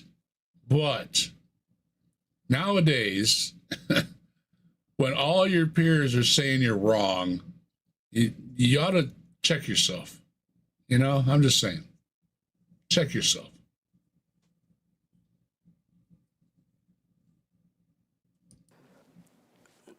Where's the proof for that? None. There's plenty. None. None. There isn't Absolutely any. none. I can't find any. Yeah. I've looked under my bed. I can't see any. I'm an idiot that's never had a science class. I don't have a degree. I disagree. I say all the scientists are liars, and I wear awful clothes, and I give these Sunday preachings on Jesus and David, and they're all wrong, and I'm right. So, yeah, take that to the bank. Okay. A ditch implies a ditcher. Oh, I like that one. You can't have a ditch without a ditcher. That's true. That is absolutely true. Oh, A my river goodness. implies a riverer.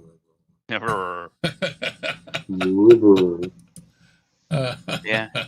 And a river implies a river. Now you sound like my car on a cold morning. Come on. The reason why you are fed that, though, is again because if I say that life has been created, that means there is a creator, and I need to figure out who that is and what he desires. There we go. So And if he's mad at me, this is one which is I guess I recently found an easy answer for, which is I looked up the word create, right, and it's not what you think it is, like meaning it's necessarily it is a creator.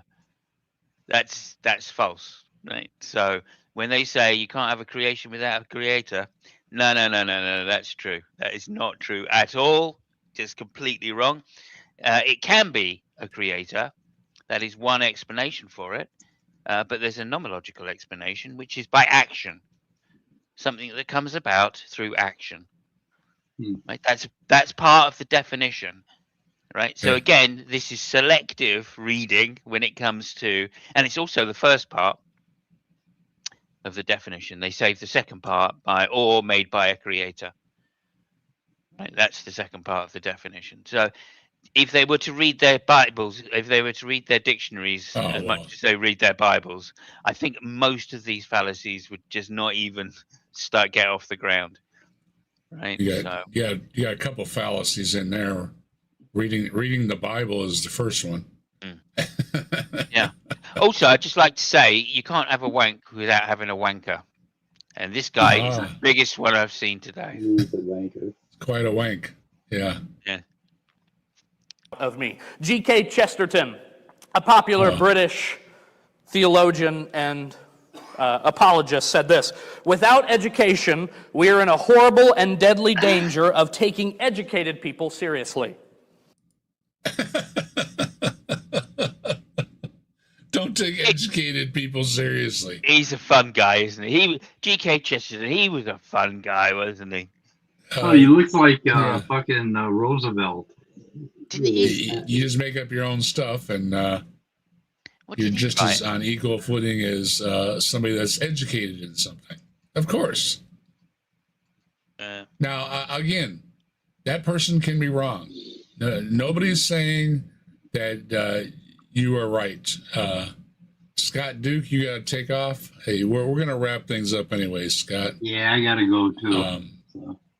It's a good time to wrap things up, I think. Yeah. There we go. Scott's got to go, folks. Thanks for having you back. Thanks, Scott. I missed you guys. Ray Comfort. The painting needs a painter. That's true. Thanks, Rich. Yeah. Nice one. Every time I hear that a watch, the watch needs a watchmaker, and of course, because we've seen these things being made. But then when you throw it back, have you ever seen a planet being made, a star being made, a person being made?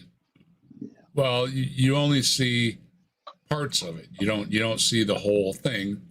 So, and it's a really sad aha moment. Did you see yourself being made? That would have shut me down. That would have been horrifying. Were you there? That's kind of tough to. Of course, That's this is a tough Saturday. question, Simos. This is Saturday Night at the Atheists, and we aren't looking for the hard questions. No, he we're not asks even the questions. The same questions through this video. His three things that atheists can't answer are basically where does life come from? Where does the planet come from? Where does consciousness come from? Where does morality come from? Those type of questions. Yeah. And they're all emergent from things that are way beyond what he asserts at the beginning of a brain billions of years ago. And our brain didn't exist billions of years ago. So he's taking, he wants to take everything in context as it is now and back it up billions of years and then put it somehow that it all came to being. And it's the dumbest question Richard Dawkins ever asked. What did a human do before they had, when they had to take a leak, before they developed a bladder, right? These people that actually think that they stood around holding it until they evolved a bladder. And these are the same questions that Jim Bob was asking. And people were saying, oh, Jim Bob, what your question doesn't make any sense. And he was getting mad that they're asking these, they're telling him his questions don't make any sense. He doesn't understand his questions don't make any sense. And Jasper gifting 5 captive desk memberships. We appreciate it very much. Going out to Leah, Counter Apologetics, Poor Claire, Adriana B Custom Furniture, and KW for the Booze got memberships, and feel free to throw those emojis out as we were telling Scott to do earlier, and Mike to do earlier, because he was mad that he didn't get a captive desk membership, but he did. So he tunes in every week, And like so many other folks, he does get it. And we get to throw out the "You Rock" one more time. You rock, let's rock with the fire in our veins. Rock on till the skies, till the thunder and rain. All hail Bigfoot, the legend, the king. He walks among shadows, the wild spirits sing.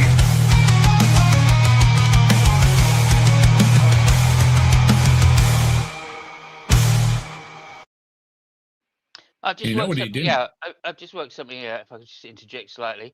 Yeah, look, I've just worked this out. There can be rock music is proof of abiogenesis. Yeah.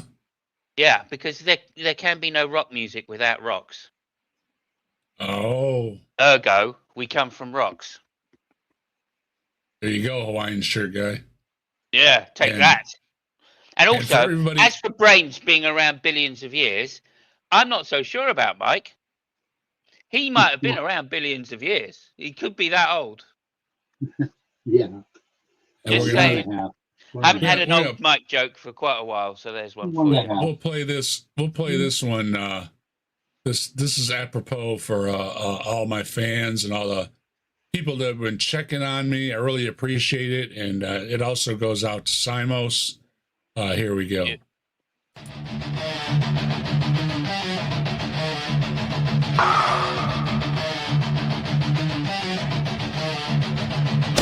Captive Desk is back, everybody! Rocking out with Bigfoot once again. You can't keep him down, everybody! They Reaper tried, but hey, fuck him! Fuck the Reaper! Fuck the Reaper! You blew your shot, and now you have to pay. Fuck the Reaper! Fuck the Reaper! You had your chance, but you couldn't take Dave!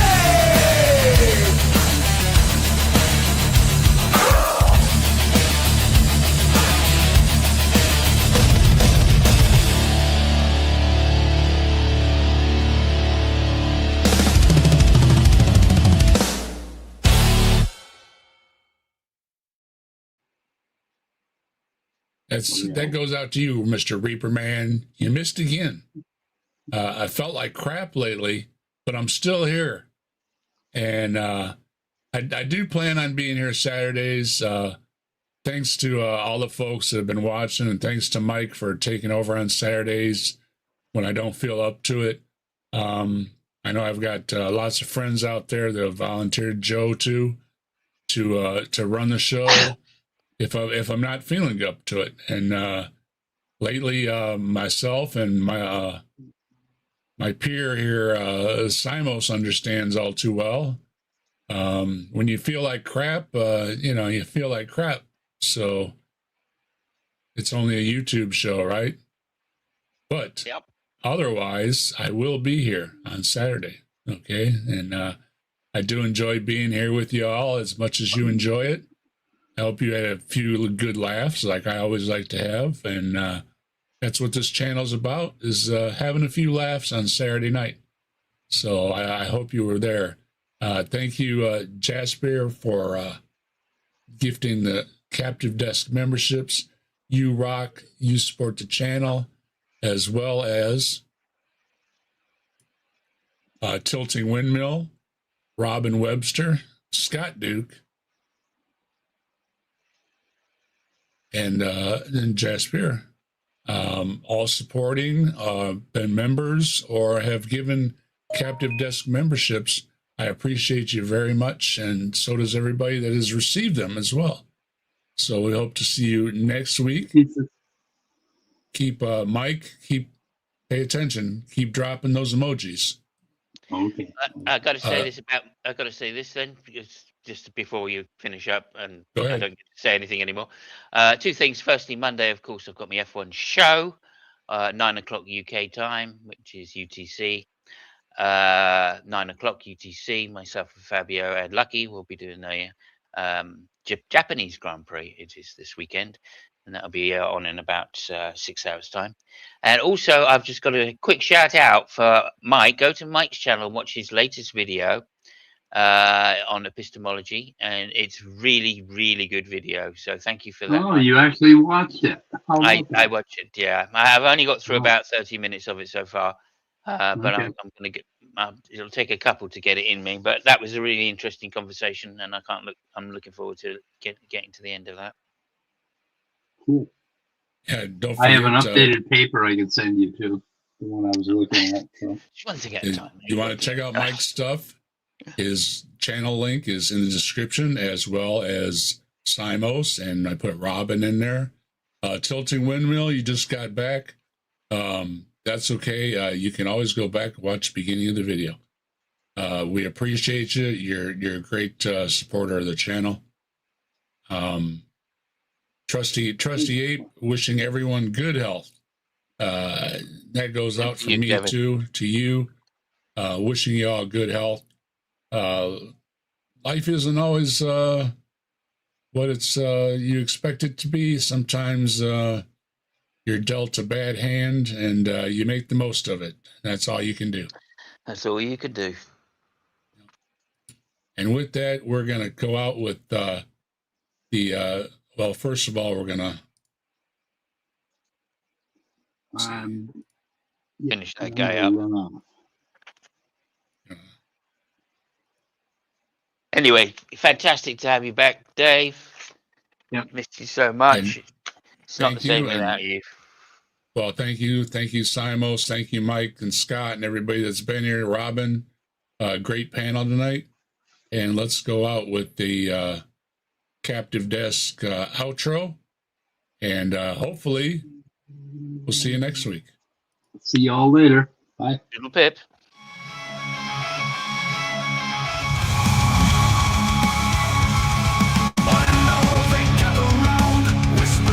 Without a sound, history speaks in tales of lore, knocking at the captive desk's door. Oh, legends live within these walls, silent echoes in the halls, books and stories on the floor, knocking at the captive desk's door. Captive desk, hold our dreams, where reality and all myth seems.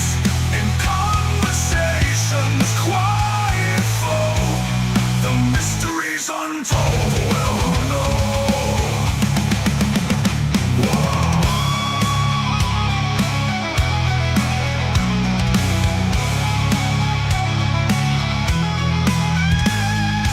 Legends live within these walls, silent echoes in the halls, books and stories on the floor, knocking